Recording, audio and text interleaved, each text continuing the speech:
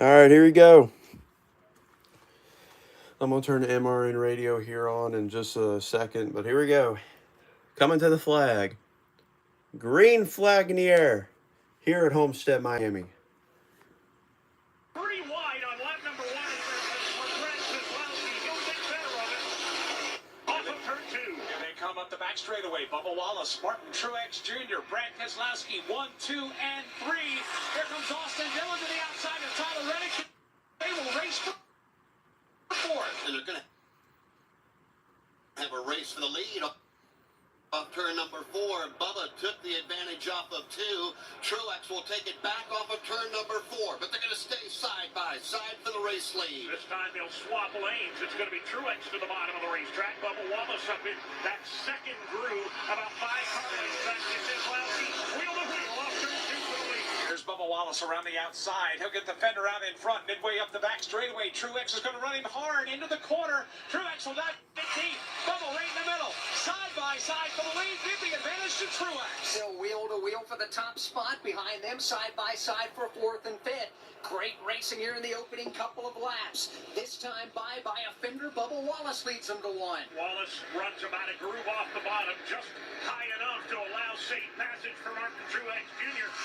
Some of the back markers begin to creep on by, but they're still wheel to wheel for the lead. One of those drivers on the move is Denny Hamlin. 3 wide move a lap ago. He's charging in the outside. Up front, both Truex and Wallace are charging hard for the lead. Still side by side in Homestead. At 170 miles an hour, they come racing back off of turn number 4, back to the line. Advantage Bubba Wallace, but Truex will not go away. The Toyota teammates not cutting themselves any slack here in the early going. Bubba Wallace will take the lead into turn 1, drops to the bottom of the racetrack. Truex moves up the lane, and he'll have to follow in the tire track. This race is happening 4 car lengths in front of Brad Keselowski riding in third. You got Tyler Reddick in fourth, and Ryan Blaney holding back a pack of cars in position number 5. He rides right in the middle of the racetrack, does young Ryan Blaney. Those cars behind him include Austin Dillon, who begins to fade just a bit from his 6th starting spot. Kyle Larson will get by, and here comes Ross Chastain. Chastain will dive to the bottom now on the Austin Dillon machine. They'll go side by side. 1 and 2. Chastain bottom of the racetrack. Dillon went it right up high. They are racing for the 8th position. The Austin Dillon car around the outside will claim the spot up front. Truex just hounding Bubba Wallace for the lead, and a look low in 4. Bubba Wallace up against the outside retaining wall. Truex down to his inside. You've got Keselowski looking on again, side by side. They head back to turn number 1. Racing like it's 5 laps to go instead of 5 laps down. Truex now puts a wheel up on the inside. He's got a nose ahead for the lead. Wallace, though, with a full head of steam up high, will not give it up. Battle for the lead still continues midway down the back straightaway. Brad Keselowski, best seat in the house. He's riding in third and closing in, trying to make this a 3-way battle. Here's Wallace around the outside. He will seal off the advance from Truex. Truex is now trying to throw the block on Brad. I don't know if that was by design or not by Martin Truex Jr., Mike. That car began to drift wide. Brad Keselowski is on the attack inside. Keselowski will dive to the bottom of the racetrack now. Martin Truex Jr. has been the aggressor. Now he's going to have to be the defender. He'll go up high. Keselowski down low the battle for second. Very competitive for the lead here in the early laps at Homestead. Is now a 3-driver fight for the point. Bubba Wallace, Martin Truex Jr., Brad Keselowski. Those 3 have checked out by 5 car lengths on what is now a 3-wide battle for 4th. Boy, further back just a moment ago, Kevin Harvick 4 wide. It was not a good start. 7 laps in, Kevin Harvick has faded some 5 spots. John Henry Nemechek down 7 spots. Harvick with a lot of work to do. On the other side of the equation, Alex Hayden, Joey Logano and A.J. Allmendinger up 6 spots apiece. Yeah, they are. Given the fact that Joey Logano's in a backup car, that's not much of a surprise to see Joey Logano having the confidence in Paul Wolfe and that team to move forward. Same with A.J. Allmendinger. He finished 3rd here at Homestead Miami Speedway last year in this race. Not necessarily a surprise to see Allmendinger now beginning to climb the leaderboard either. Right now, it's Bubba Wallace, Truex, Keselowski, Tyler Reddick, William Byron. That is your top 5, Mike Bagley. Then it's Ryan Blaney, Kyle Larson, top 7. Austin Dillon, Denny Hamlin, and Ross Chastain. They're headed your way. We talk about that 3-way battle for the lead. That battle has now been joined by the top 7 drivers in total. First driver out of line in this mix. William Byron has caught Tyler Reddick and will look to the inside, trying to take 4th. 9 laps will go on the board. Bubba Wallace showing the way here early on in the Forever 400.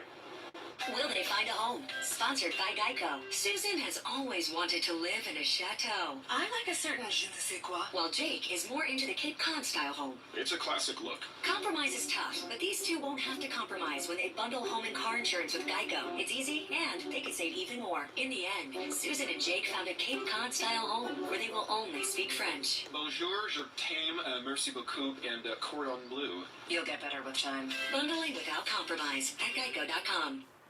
Hi, I'm Kyle Penn. You know Hi, I'm that Kyle Big Penn. Junction provides fun, adaptive, and life-changing experiences for kids with all levels of abilities, serious illnesses, and chronic medical conditions. But did you know the camp is free for the children and families we serve?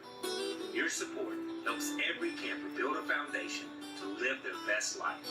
Make your gift today at victoryjunction.org/donate and feel your heart race. Back at the Homestead Miami Speedway, side by side for the race lead yet again. Martin Truex Jr. opens up the inside lane. He will indeed lead this lap, but they're going to stay wheel to 1. Side by side into the banking in turn number 1. Bubba Wallace will go all the way to the fence. Truex takes the short way around, slides up across the nose. Martin Truex back to the top of the leaderboard. No easy pedaling here in the opening laps of this race. Everybody in attack mode, including Truex. The lead. Bubba goes to second.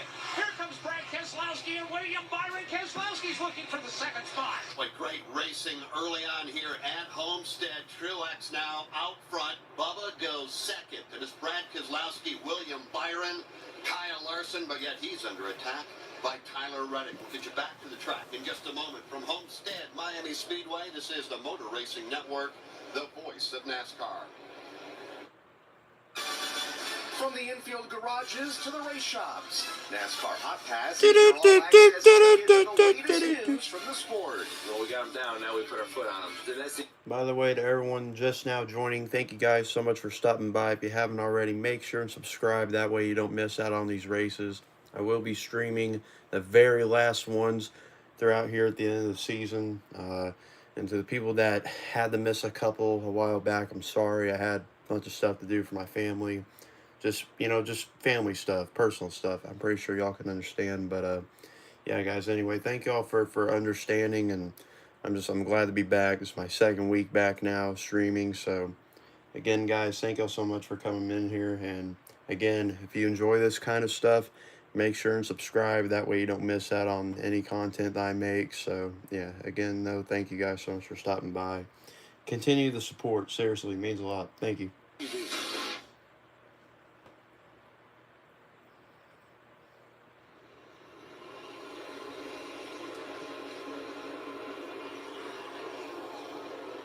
7 cars running at the front of the field. Welcome back to Homestead Miami Speedway, the NASCAR Cup Series in action, live on the Motor Racing Network. And what a race we have seen so far, Alex Hayden. And it continues to be a dandy. The battle is now side by side for the second spot.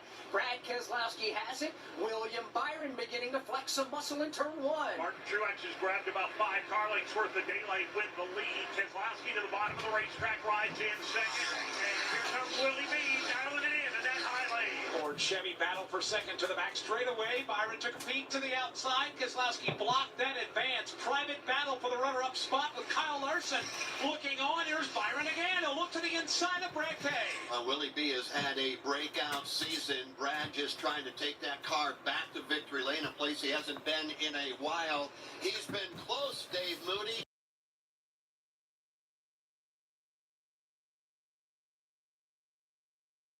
His hands full of William Byron, and for at least the moment, Byron's going to take over that number 2 position.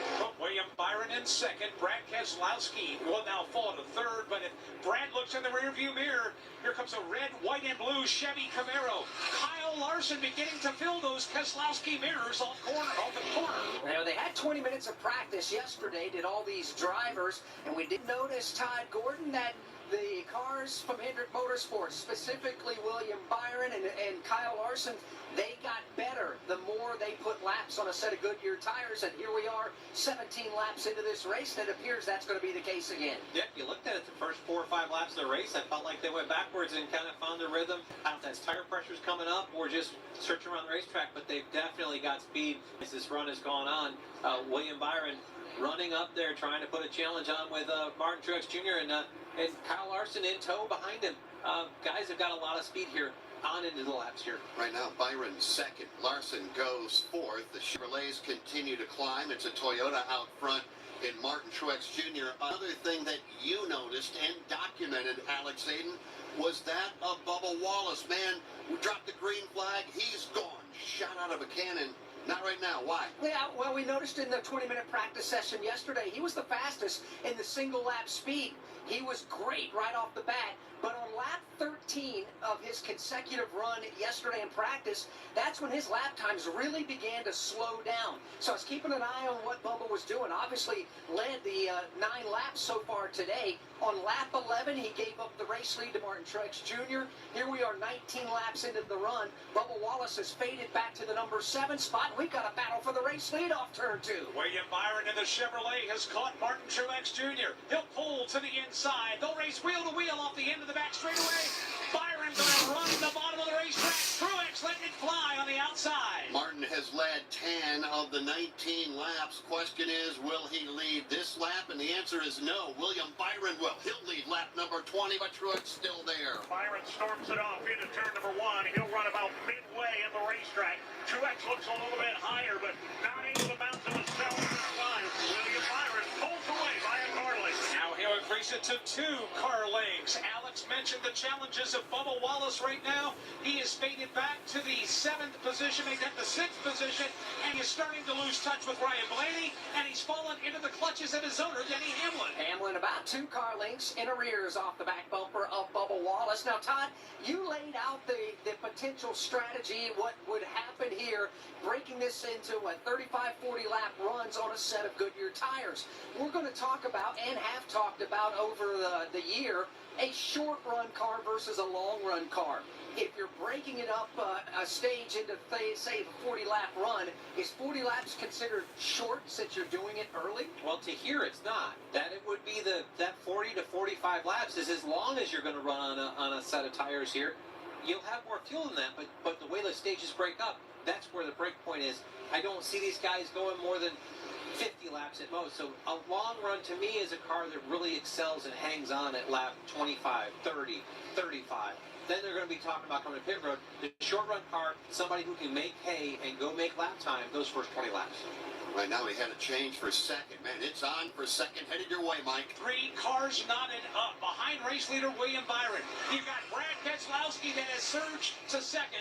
Martin Truex Jr. trying to take it away, and here comes Kyle Larson at the bottom of the racetrack. Off turn number 4, Larson is getting some grip downstairs. He'll drive by Martin Truex Jr. and take over, Jeff, the number 3 spot. Why don't we take a look at the leaderboard presented by Sunoco? We'll do that here on lap number 23 with over 18 million miles and 700 Cup races. Sunoco is proud to be fueling victories over 20 years as the official fuel of NASCAR. So the next time you're headed to the track or just hitting the road, fill up with Sunoco to keep your engine running strong. William Byron is the race leader as they come to complete lap number 24. Brad Keselowski is second.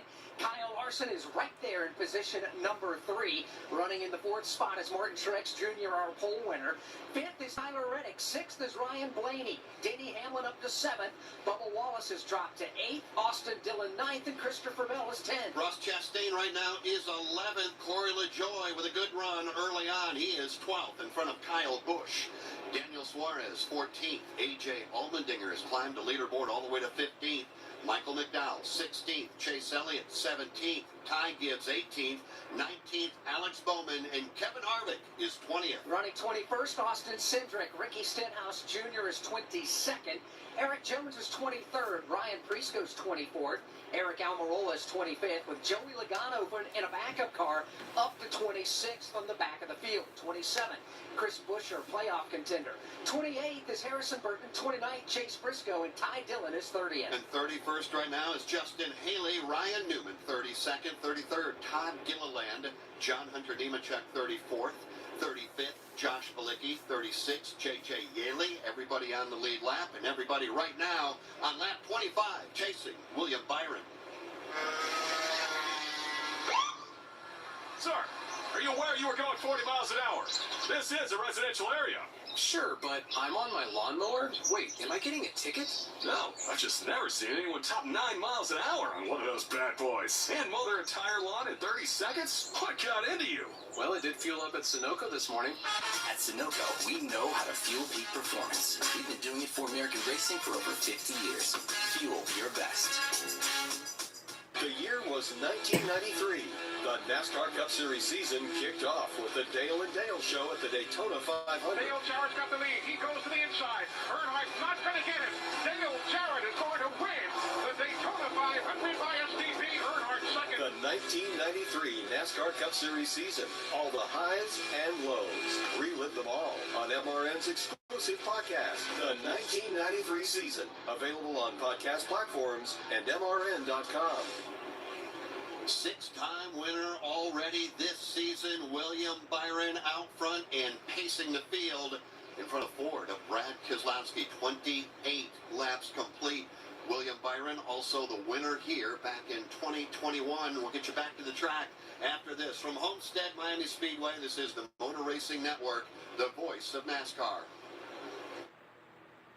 Hey racing fans, William Byron here, driver of the number 24 Liberty University Chevy. Did you know that Liberty is not only my sponsor, but also my school? I'm getting a world-class education, and you can too. Whether you study at Liberty's beautiful campus in Virginia, with state-of-the-art facilities and NCAA Division I athletics, or with the convenience of LU's 600-plus online programs, Liberty University has the fit that's right for you. Learn more at liberty.edu/24. Again, that's liberty.edu/24. Do you have an unused car, truck, motorcycle, boat, or RV taking up space? Put it to good use by donating it to the NASCAR Foundation. Proceeds help fund medical resources for children in our racing community. Your wheels can heal. Call 844-NASCAR-9 and we'll come tow away your vehicle for free. The process is quick and your gift is tax deductible. Call 844-NASCAR-9 to donate your vehicle to the NASCAR Foundation today. Your donation will help our children survive and thrive. Jesus Christ, what the fuck is going on?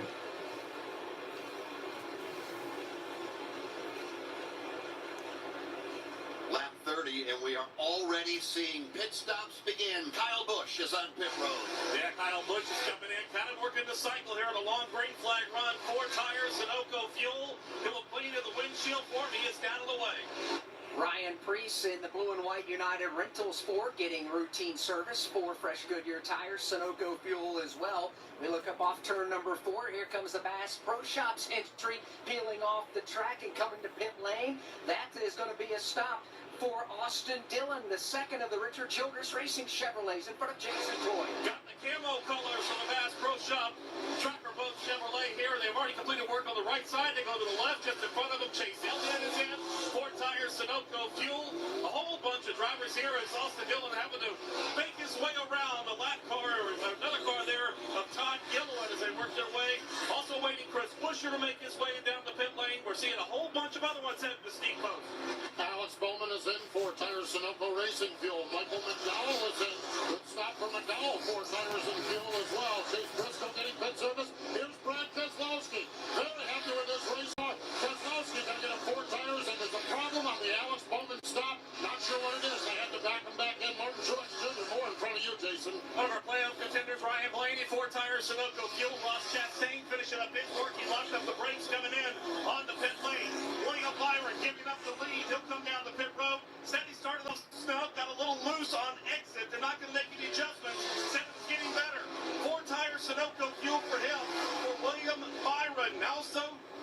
Christopher Bell making his way down the pit lane. Yeah, Christopher Bell brings his car into the attention of the crew. The green colors on it, the red, black, and white colors. Christopher pretty happy in this run. Here he is. He hits his marks. Crew around to the right side of that automobile. Going to be 4 tires.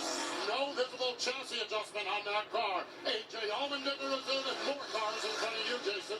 Chris Buescher is in dismal afternoon so far. They had a decent qualifying effort about mid-pack when they fell towards the back. 4-tire Sunoco fuel and adjustment for Chris Buescher as Tyler Reddick gets your race, Chico. Tyler Reddick brings his car in, pretty happy with his automobile as well. Here he is in the attention of the crew. We're onto the right side of the Hamburglar Toyota for Tyler Reddick. Right side work is done, looks good. His teammate Bubba Wallace is in. There'll be 4-tire Sunoco Racing fuel there. So the 2311 team rolls onto the speedway. Green flag pit stops here, lap number 34. We've got 6 cars that have yet to make a stop. They include race leader Denny Hamlin. We also had a penalty. Too fast on pit road for John Hunter Nemechek, Alex. Yeah, John Hunter Nemechek driving the Legacy Motor Club Chevrolet here this afternoon. Bounced it off the safer barrier earlier in the race. Cosmetic damage to the right rear. And then too fast on the pit lane. Not the way the race needs to start for John Hunter Nemechek, who will be driving that car full-time starting next year. Oh, when they cycle around, Tyler Reddick now battling Brad Keselowski. That would be for the lead. Let's talk about strategy real quick, Todd Gordon. You see the drivers that have stayed out. Hamlin, Logano, Eric Jones, and Ty Dillon. A thought as to what their plan might be? Well, if you look at this race and how it plays out with an 80-lap stage, the most efficient way to run that is to run 40 laps and 40 laps, because you eliminate, as you have to run more than 40 laps, the lap times get worse and worse. So by short pitting here, you're going to pay the penalty on the long run of having to run really slow lap times at the end of the cycle. If you want to maximize it, you split it at 40, but you're going to jump so many cars and play defense against them by short pitting. With Denny Hamlin staying on the racetrack as we continue to go. Lap 37 goes on the board. For more on Denny Hamlin and the strategy, let's go to Steve Post. Chris Gabehart just crewed the radio. Chris is his crew chief and just said, I know everyone else is pitted. I want to go 4 more. I want to learn something for now, and I want to learn something later. Denny cued the mic and says, all right, just let me know when to come in. So they're going to split it, just as Todd suggested, right at about lap number 40. Well, right now, Denny Hamlin has just about everybody pinned a lap down. There are only 10 at the moment on the lead lap. But again, Denny Hamlin, Joey Logano, Ty Dillon, they still need to come to pit road. Then it's Brad Keselowski and Kyle Larson, currently your top 5 on lap number 38. Right now, let's pause 10 seconds for station identification on the Motor Racing Network.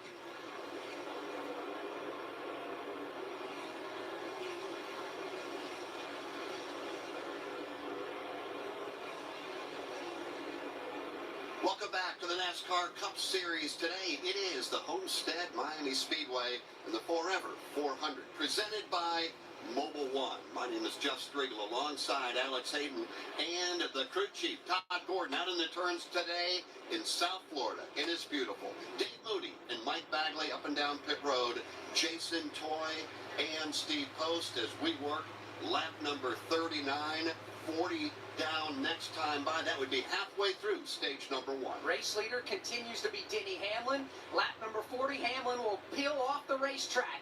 Denny Hamlin will make his first pit stop of the day now as he slows the race car down, hits the yellow line to get down to pit road speed. Steve Post is patiently awaiting the Sport Clips Toyota for Denny Hamlin. As is the pit crew as well. Chris Gabehart wanted to keep him out, so right now here he is in 3, 2, 1. Denny Hamlin, the white, red, and black sports pit colors on his Toyota. Grew around to the right side. Minor chassis adjustment. He reported that the car was just a little bit tight early in the run. Left side tires off, left side tires on. Sunoco Racing fuel is in. Denny Hamlin is down and away. And we have a new race leader now from Rochester Hills, Michigan. Brad Keselowski shows the way on lap number 40. A toast to our new college grad who fills us with so much joy, almost as much as when we're in our RV. Oh, the world is your oyster, kiddo, and ours too. Now that we're covered with Progressive, Dad and I can hop in our RV anytime we want.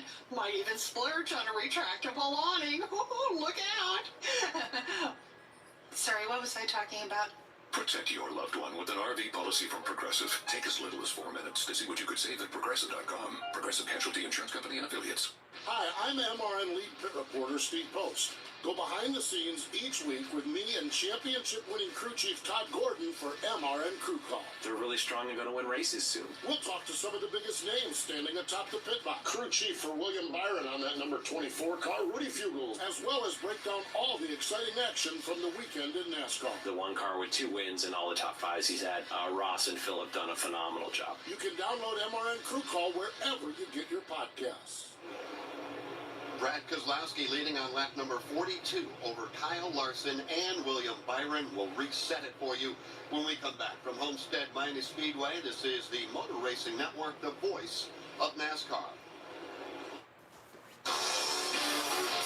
Wherever you cheer, whenever you drive, you'll find Racing Electronics. With Racing Electronics, you'll hear uncensored communication from every team in the race and a broadcast with all your favorite MRN announcers. Hear every heart-pounding pass, pit strategy, and so much more with a scanner and headphone rental. Upgrade to an Easy Talk intercom system to comfortably communicate over the noise of the race. To learn more, visit RacingElectronics.com. Be race ready. Be RE equipped. For 75 years, NASCAR has been making history. Dale Earnhardt Jr. comes back to the Daytona International Speedway, leading the pack, coming to the line. He will win the Pepsi 400. Catch the next iconic moment as we celebrate 75 years of NASCAR all season long. Chastain did a video game move, drove it and never lifted. Right here on the Motor Racing Network, the voice of NASCAR.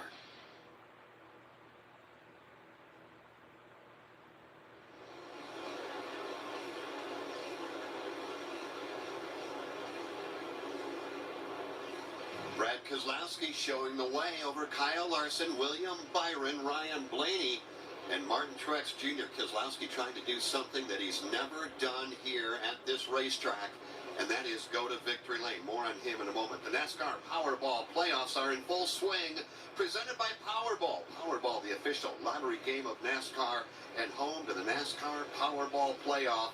Chase the Powerball jackpot anytime with drawings every Monday, Wednesday, and Saturday.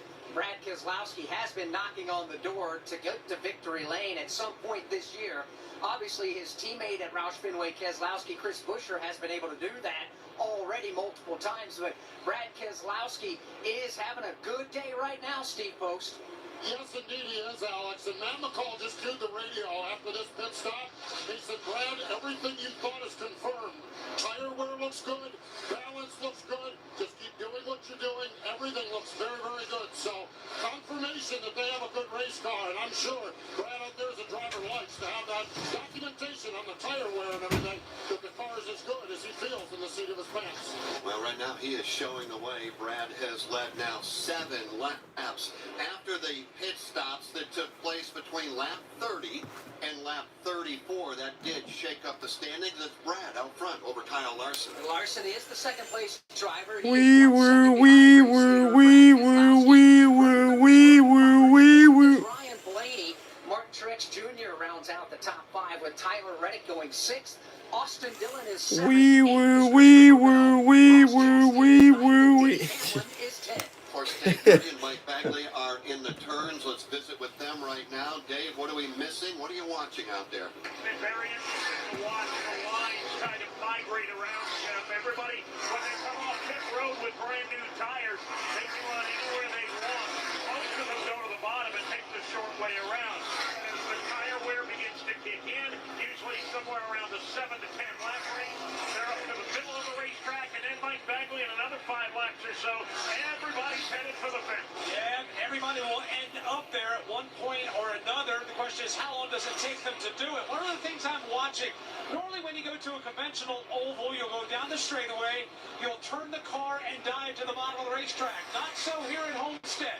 The line that the drivers are taking, coming to me in 3, they're nestled up against the safer barrier on the backstretch, and instead of making that cut to go to the bottom to run the high lane, they stay up against the wall at corner entry and ride it all the way around wild. Some drivers are off the wall by a foot, some are off by 6 inches, some are off by 1 or 2 inches. It's amazing to watch how these drivers ride this wall here at this mile-and-a-half racetrack. And Todd Gordon, a lot of that has gotten to do with the variable banking, the progressive banking, a little less at the bottom, more at the top, the old worn-out racetrack, but how much of it has to do with some of the heavy overcast skies and the cloud cover we've got?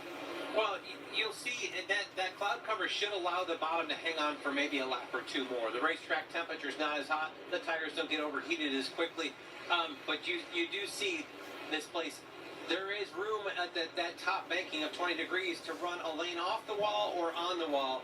And as the tires get older here, you see all of the top 5 cars, they're right up nestled against that wall. Using that air cushion, you're kind of compressing the air with the side of the car against the wall. It makes a little bit of extra aero grip. Right now it's a Ford leading over 2 Chevrolets, Mike Bagley. It's Brad, Kyle, William Byron, top 3, pretty much nose to tail. Watching them race their way around this racetrack, Brad Keselowski and others beginning to close in on some pretty heavy hitters. They've got Eric Jones in front of them. They've also got Alex Bowman, but Brad Keselowski is starting to get some company at the back door. He absolutely is, as Kyle Larson is beginning to run him down as they flash by the start-finish line. Larson still needs to clear the Todd Gilliland car to attack for the lead. He'll dive down to the inside of the Todd Gilliland machine and finish him off about midway between 1 and 2. Brad Keselowski right up there in what we usually call the Larson line into the wall. Although Kyle Larson proving he's not a one-trick pony. Everybody thinks that the only way he can race is up against the wall. He's wrapping the white line at the bottom very good as well. And he can also run the wall good. That car that Kyle Larson has, that's a fast race car today. And right now he is chasing down and closing in on Brad Keselowski as we race here on lap number 53. As they make their way back to turn number 1, Kyle Larson is right there, side by side for the race lead off turn number 2. Ford and Chevy wheel to wheel. Kyle Larson has tracked down Brad Keselowski. He pulls to the inside of Brad Keselowski off the end of the back straightaway. Bender out in front for Larson. Brad Keselowski married to that wall as Larson's trying to take the top spot for the first time. Chevrolet Ford battle off turn 4, advantage to the Chevrolet Camaro. Kyle Larson takes the race lead away, but here comes Brad Keselowski again. He's not going to be able to pull even again, and Kyle Larson will hang on to the top of the leaderboard with 26 laps to go in stage number 1. eBay Motors is here for the ride. 120,000 miles of night drives, daily commutes, and who knows how many. Are we there yet? Through countless fixes, elbow grease, and a new radiator, you kept your ride alive. With eBay Motors, you have over 122 million parts to keep it running. And with eBay Guaranteed Fit, they'll be the perfect fit every time. Plus, at these prices, well, we're burning rubber, not cash. Keep your ride or die alive at ebaymotors.com. Eligible items only. Exclusions apply. Ruoff Mortgage wants to welcome you home with their fast and stress-free mortgage process. Ruoff knows that when you're ready to move, you want to keep things moving. From the moment you start, Ruoff makes sure the process moves quickly, often twice as fast as other lenders, so you can close quickly and settle in sooner. Visit Ruoff.com to learn how you can qualify for the fastest loan of your life. That's Ruoff, RUOFF.com.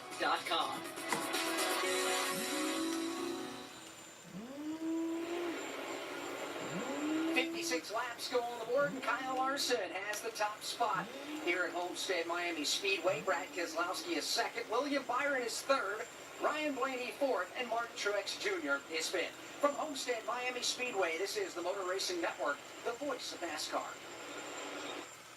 Hi, I'm MRN lead pit reporter Steve Post. Go behind the scenes each week with me and championship-winning crew chief Todd Gordon for MRN Crew Call. They're really strong and going to win races soon. We'll talk to some of the biggest names standing atop the pit box. Crew chief for William Byron on that number 24 car, Rudy Fugels, as well as break down all the exciting action from the weekend in NASCAR. The one car with 2 wins and all the top 5s he's had, Ross and Phil have done a phenomenal job. You can download MRN Crew Call wherever you get your podcasts. Looking for motorsports coverage you can't find anywhere else? Look no further than the Motor Racing Network's lineup of weekly podcasts. NASCAR news and interviews on NASCAR Live and NASCAR Live Wide Open. NASCAR Cup Series Insight on Crew Call. NASCAR Grassroots Racing News and Talk on NASCAR Coast to Coast, and Sprint Car Talk on Wing Nation. All these and more available on podcast platforms and MRN.com.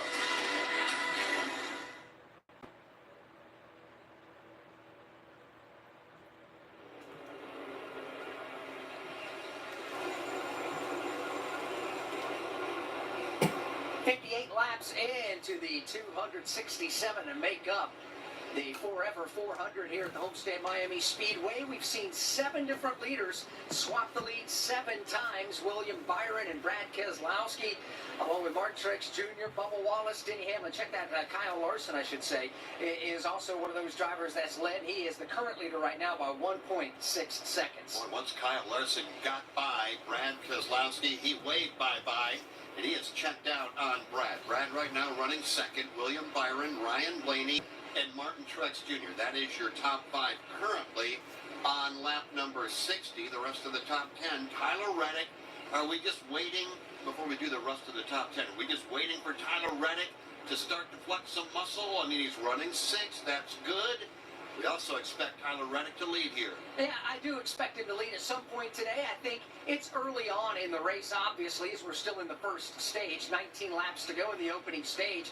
Tyler Reddick has been inside the top 10 around the 5th, 6th spot for the better part of these opening 61 laps. I think the car's as good as it's going to be compared to the competition right now. They can adjust on it, get it better and better. Who knows, he can drive forward, get a couple of spots on the pit lane with the pit crew.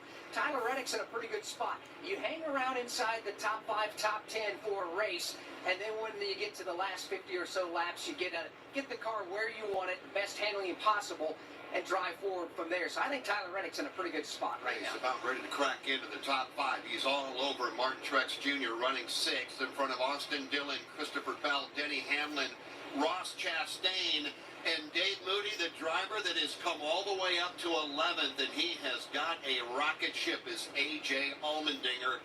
What are you seeing with A.J. so far this afternoon? Allmendinger's running a very unique line, Jeff. Not at the bottom, not at the top, running smack dab up the middle of the racetrack. Virtually nobody does that. But then again, when's the last time A.J. Allmendinger did things the way everybody else did it? He's got his own line. He's got a very good race car, and he's passed as many cars in the early going as anybody out there. One challenge, one change inside the top 5. Ryan Blaney just drove by William Byron, so give Blaney the number 3 spot. Kyle Larson shows the way with 17 laps to go in stage 1. Will they find a home? Sponsored by Geico. Sarah wants a yard. My own little paradise. Brad, however, hates yard work. The only thing I hate more than cutting the grass is paying someone to cut the grass. Compromise is tough, but these two won't have to compromise when they bundle home and car insurance with Geico. It's easy, and they could save even more. In the end, Sarah and Brad found a great home with a yard. A very, very small yard. Time to get it done. And I'm done. Bundling without compromise at Geico.com. Jeff Gordon wins the Daytona 500. Jeff Gordon's rise to one of NASCAR's all-time greatest drivers was one like no one. Relive Jeff Gordon's journey to the NASCAR Hall of Fame with the exclusive MRN podcast, Jeff Gordon, A Colorful Career. 93 Cup Series wins, 4 Cup Series championships, and 3 Daytona 500 wins. A career rivaled by few others. Check out MRN's Jeff Gordon, A Colorful Career on podcast platforms and MRN.com. Kyle Larson continues to show the way. He has been working on putting lap on another playoff contender in the form of Chris Buescher, who's going to have none of it. He's going to race Larson hard, but it looks like Chris Buescher is indeed going to fall a lap down here in the opening stage. From Homestead Miami Speedway, the Motor Racing Network, the voice of NASCAR.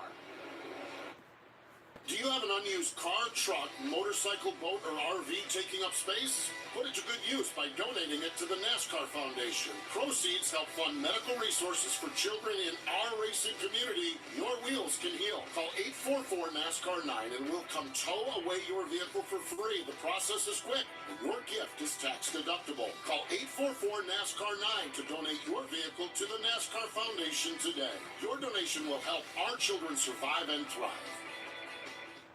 Hey, Hey, this is Mike Bagley. Join me along with the cast and crew of the Motor Racing Network every Tuesday night for NASCAR Live. Hear exclusive interviews. Waking up, coming back to victory lane, doing a media spot. That's kind of when it really sunk in that, hey, we accomplished something great. The best moments from each of NASCAR's premier series. Chastain did a video game move, drove it and never lifted. As well as break down the upcoming race weekend and more. It's NASCAR Live every Tuesday night at 7 Eastern.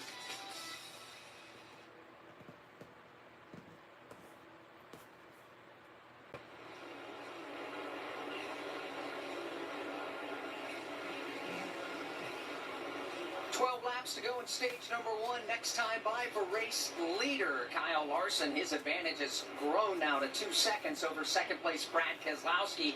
Brian Blaney's right there in third. William Byron goes fourth, and Martin Truex Jr. rounds out the top 5. Well, just a few moments ago, you made the comment about Kyle Larson driving by Chris Buescher. Buescher running, trying to stay in the lead lap, just trying to maintain that opportunity as we get close to the end of the stage. But yet you look at Buescher, who's on the wrong side of the leaderboard, running in position number 28, and his teammate, Alex Hayden, Brad Keselowski, running second. Brad with a great car, Buescher not so much. No, not at all, and that's how it was in practice yesterday as well. And being a 2-car team, you would think that they could put the same setup on it. But I guess, Todd Gordon, you have to ask the question, does it come down to just driver style when it comes to certain racetracks? Well, I mean, there's definitely driver style, but you can't. They may have shown up with different setups, and you can't change that once you get here. You've gone through inspection before you ever hit the racetrack, so at that point you can adjust the heights of the car, you can adjust how much loads on each of the tires, you can adjust the sway bars a little bit, the rates of the sway bars, but you can't make complete changes into somebody else's setup. You've got to have that sorted out before you show up for the weekend. Now, Kyle Larson right now ready to put Harrison Burton a lap down, and if that happens, that'll bump Buescher out of a free pass position. Jason Toy, you're listening in, monitoring what's going on with Chris Buescher. What are you hearing? A lot of it's like we talked about yesterday during our practice qualifying broadcast that we had. Chris Buescher was having the same issue. Very, very tight on the racetrack. So what they can do from the driver's side of things until they get out to continue to make adjustments to it is to continue to change the driving style a little bit, but also change the approach of going into the corner and the way they set it up. Yesterday, during practice, he just had a dismal practice. Changed his line, took his way off the wall a little bit, went down about a foot off the wall and seemed to help it a little bit better. They're trying to do everything they can right now with that, but until they come to pit road, he is just wicked tight. Valuable stage points coming up for the top 10 finishers of the stage in just 8 more laps. And here's a look at how the top 20 are running. Right now it's Kyle Larson leading over Brad Keselowski. That hasn't changed. Ryan Blaney running third in front of William Byron. Martin Truex Jr. completes the top 5. Then it's Tyler Reddick in front of Denny Hamlin. They go 6-7. Austin Dillon is 8th. Christopher Bell 9th, and Ty Gibbs, how about that? Ty Gibbs has just cracked into the top 10. Running 11th is A.J. Allmendinger. 12th is Ross Chastain. Bubba Wallace is 13th. Corey LaJoie having a nice run. He's up to 14th. Kevin Harvick climbing the leaderboard to 15th. Austin Cindric is 16th. Kyle Busch is 17th. Joey Logano in the backup car is 18th. Ricky Stenhouse Jr. 19th, and Daniel Suarez is 20th. 25 cars on the lead lap, but that is dwindling quickly. Let's go for a ride around the Homestead Miami Speedway with the race leader, Kyle Larson, in the Chevrolet. He is headed to turn 1. Into turn 1 he comes, running about midway up the banking right now. We've not seen as much of Larson in that extreme outside line. It may have to do with the fact that about 2/3 of the field is running up there. He's got a good car anywhere he wants to go. Cliff Daniels and that team have given him a fantastic car, and it's a versatile car. He'll go to the wall when he can, but if he can't, there are other lanes where he's just as fast. An impressive opening round for Kyle Larson. Yeah, it really is. I've watched him work lap traffic coming off turn 4 all the way down at the bottom of the racetrack, coming off the corner and able to maintain pace. That's something we haven't seen a whole lot of from other drivers so far today here in this opening stage of the race. Well, Mike Bagley, you can weigh in on that. Just moments ago, lap after lap after lap, Kyle Larson, as he's lapping through the field, Left side tires on the white line all the way at the bottom of the racetrack. That is uncommon here. It is, and it's either one extreme or another. Either he's about an inch off the wall, or he's got the tires on the white line at the bottom. By the way, guys, real quick, I'm going to ask y'all for a favor if you can. Can y'all like the stream? That way this gets recommended out to more people.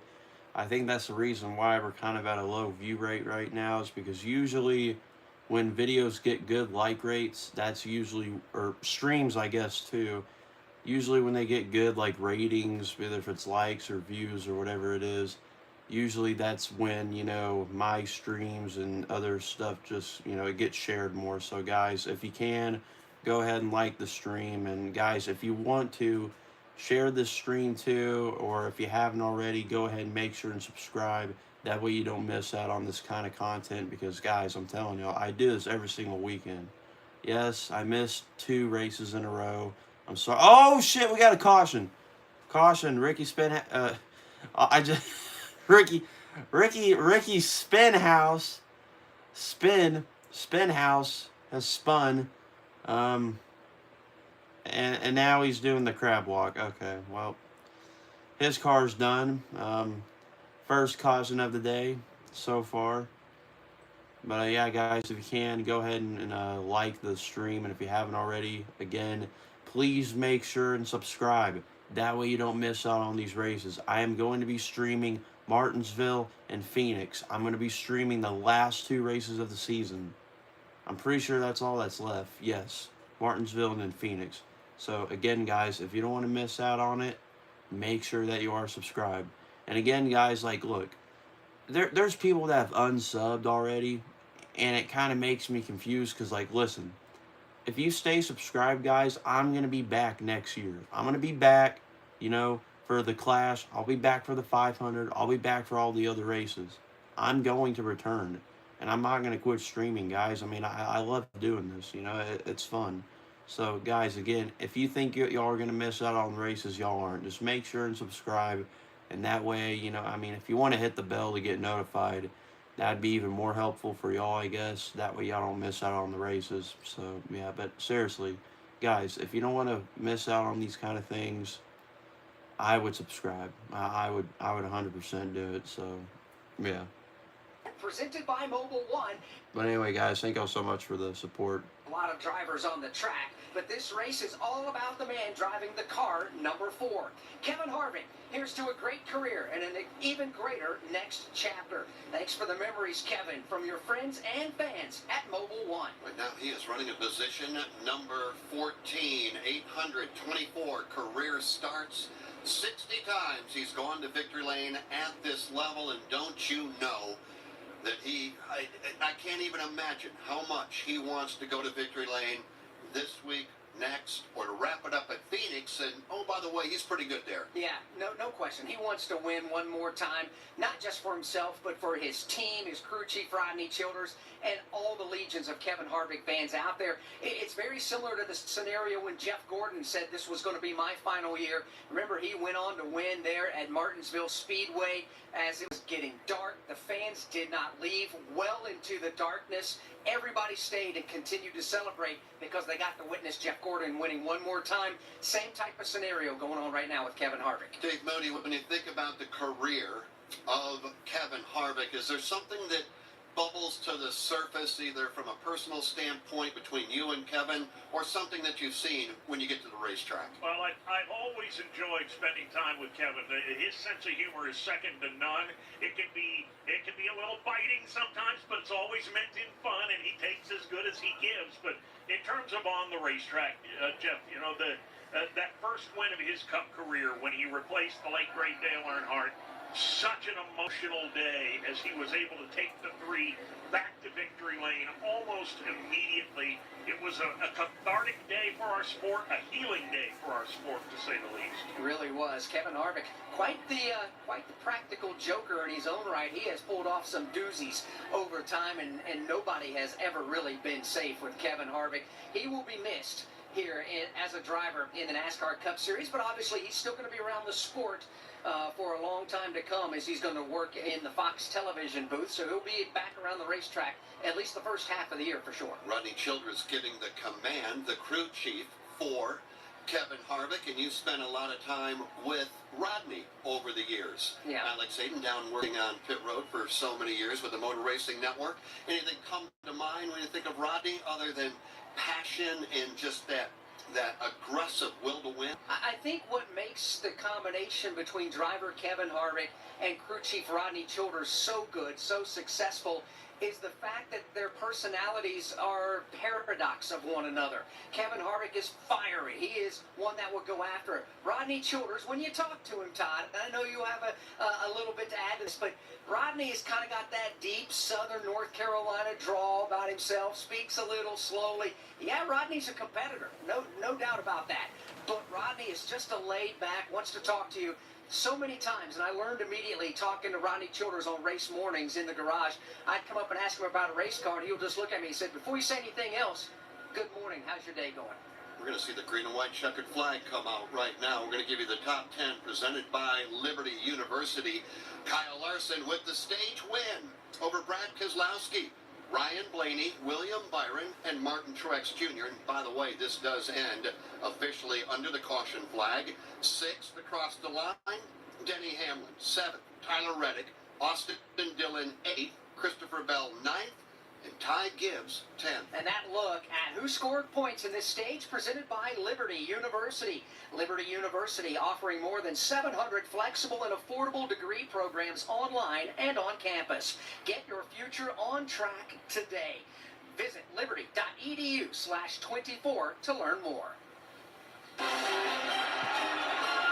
back with the action. Coke Zero Sugar might be the best Coke ever. That's right, Jim. With an irresistible taste and zero sugar, Coke Zero Sugar is a must-try for any sports fan. So make sure you... Wait, Jim, I didn't want to try it right now. We're still on the air. Best Coke ever? Take a taste, Jen. Really? No, not right now, Jen. We got a game to call. There are a lot of drivers on the track, but this race is all about the man driving car number 4, Kevin Harvick. Here's to a great career and an even greater next chapter. Thanks for the memories, Kevin, from your friends and fans at Mobil 1. Mobil 1 is the official motor oil of NASCAR and is now officially available at your local Take 5 oil change. So, for your next oil change, stop by Take 5 and ask for the motor oil that keeps your engine running like new. Enjoy the race. Mobil 1, for the love of racing.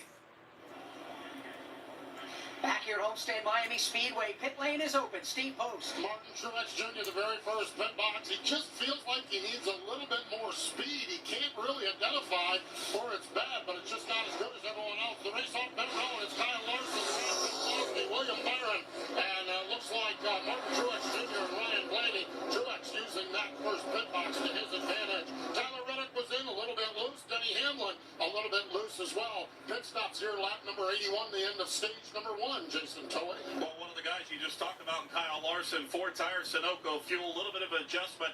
He was very happy with the way the race car runs at the bottom part of the racetrack, but he can't run that high groove like he wants to. So every time he did, he got a little too tight. So they're going to make an adjustment there for him too.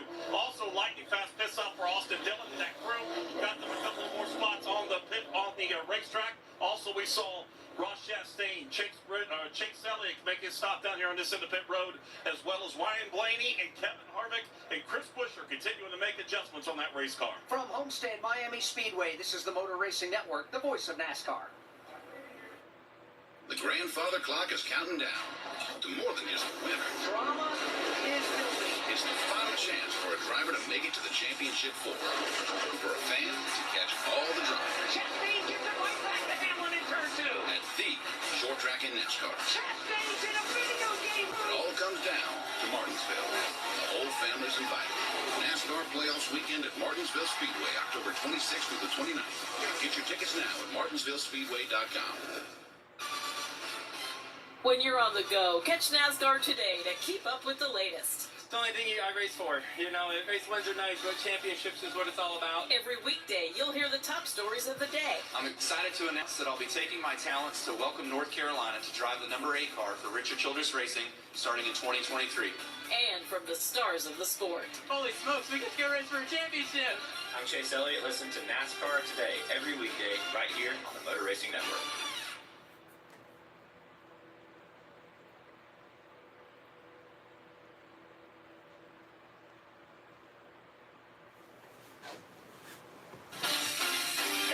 Joy, driver of the Celsius Chevrolet Camaro ZL1. Welcome back to today's race presented on MRN by Celsius Essential Energy Drinks.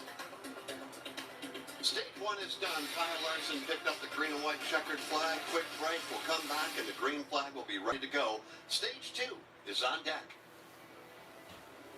Hey guys, this is Corley Joy, driver of the Celsius Chevrolet Camaro ZL1. Welcome to today's NASCAR race broadcast presented on MRN by Celsius Essential Energy Drinks. Celsius has all the energy and focus that I need to stay ahead of the pack on race day. And it's not just for the pros. Whether you're on the track or cheering in the stands, Celsius's flavor-packed lineup has all the essential energy you need to help you crush your goals. So rev up your race day with Celsius Essential Energy Drinks, available at a retailer near you. Hi, I'm Blaney, a third-generation race car driver, and I dedicate a lot of my time going fast.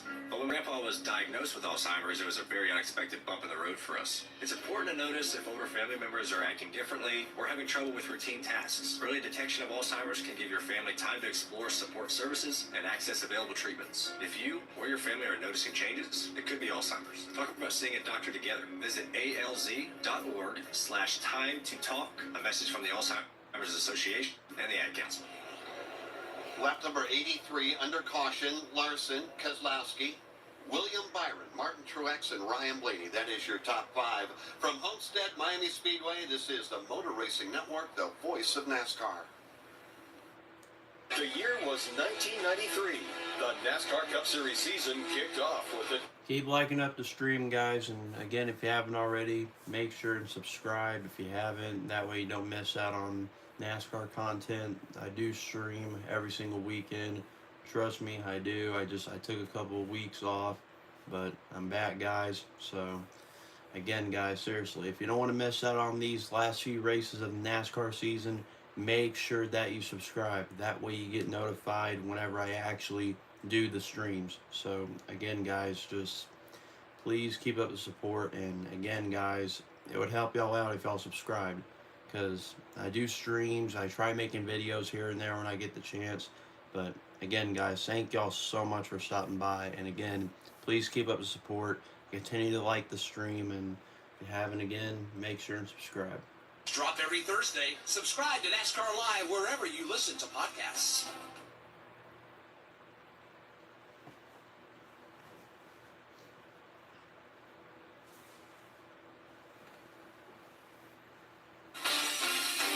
Racing Network's coverage from Homestead Miami Speedway is brought to you by Geico. Switch to Geico today and see all the ways you could save. Welcome back to the Forever 400 presented by Mobile One here at the Homestead Miami Speedway. We are ready to go back under the green flag. We've got a Geico restart coming up presented by Geico. Switch to Geico today to see all the ways you can save. It's easy. Simply go to geico.com to get a rate quote and get started seeing how much you could save. Drivers had the opportunity to choose which lane they want to restart in. Kyle Larson the first to do so. He'll opt for the outside lane. Brad Keselowski will gladly take the inside of the front row. Row 2 on the inside will be Martin Truex Jr. Flanked to his right elbow will be another Hendrick Motorsports Chevrolet driver. That's William Byron. Row number 3 sees Tyler Reddick to the inside of Ryan Blaney. We're going to take you all the way to lap 165. That will wrap up stage number 2 as we get ready to go back into the green flag on lap number 85. Kyle Larson on the outside. Brad Keselowski on the green inside. flag. Again, row 2. William Byron, Martin Truex Jr. They're racing back to 1. Side by side into turn number 1. William Byron thinks briefly of a 3-wide move to the outside. Something to get that 5-8 dead even for the lead. Kyle Larson Good run, though, out of turn number 2. He'll get the advantage for a moment. Keselowski rallies back down low. Wheel of the wheel. Off the end of the back straightaway in front of a side-by-side battle. Truex almost clips William Byron. Who was right on the bottom of the racetrack was Truex. Car wiggled on him. Byron was able to get away. He'll take the 3rd spot and bring Ty Gibbs with him up to 4th. In front of the pack, Larson has taken the lead away from Brad Keselowski. Byron by half a car length is 2nd. And here comes Ty Gibbs. Rumbling up the middle. He'll go to 4th. Meanwhile, Martin Truex Jr. will fall back to position number 5. They're side by side for 6th. Here's Tyler Reddick. He'll open the inside line and charge to the inside of Ryan Blaney. Chastain had a thought of going 3 wide. Boy, Ross Chastain right down on the bottom of the racetrack, and he will take him 3 wide. He's going to pick off Tyler Reddick. He's going to get by Ryan Blaney, or will he? They're going to stay 3 wide back to the corner. 3 wide into turn 1. Chastain bottom. Reddick in the middle. Blaney up top. They get squeezed. Reddick has to bail out of the middle. Chastain sideways on 2. Does a slide job. He'll take position number 6 and face immediate pressure from Ryan Blaney. Blaney will change lanes. Pull back to the bottom of the racetrack with a half-dozen other cars behind them looking on. Tyler Reddick really had to roll out of the throttle. He lost a couple of positions. Blaney was able to get by. Now Austin Dillon is on the attack on the back bumper of Tyler Reddick. That 3 wide run through turns 1 and 2 was impressive, but Blaney was the man on the outside, and he was only in the middle of the racetrack. So they got very tight at the end of turn number 2. Closer to the front. Challenge on for 3rd. Brad Keselowski feeling pressure from Martin Truex Jr. Truex feels pressure from Ty Gibbs. Here's Ty to the bottom, racing for position number 4. Well, Ty Gibbs is just rolling right now. He is going to slide out behind Truex to hold on to 5th. But Dave Moody, they've got that Toyota wound up and ready to go to the front. Yeah, he is on fire right now. He's passed a handful of cars already. He's got the crosshairs set on Martin Truex. And there was MCJ's got some ideas. He's going after Brad Keselowski. Ford and Toyota wheel-to-wheel battle for position number 3. You got the Toyota Truex, Ford of Brad Keselowski. Ford will prevail in this battle. Brad will beat Truex back to the corner, but here goes Truex looking to the inside once again. He does, but he's not going to be close enough to make the pass, or at least an attempt of the pass on Brad Keselowski. He'll settle back in line and run in the 4th spot. Ty Gibbs is 5th. Blaney and Chastain racing for 6th. Yeah, that's turning into a 3-man battle for the 5 spot now. Ty Gibbs by 1 car length over Blaney. 2 car lengths back to Ross Chastain.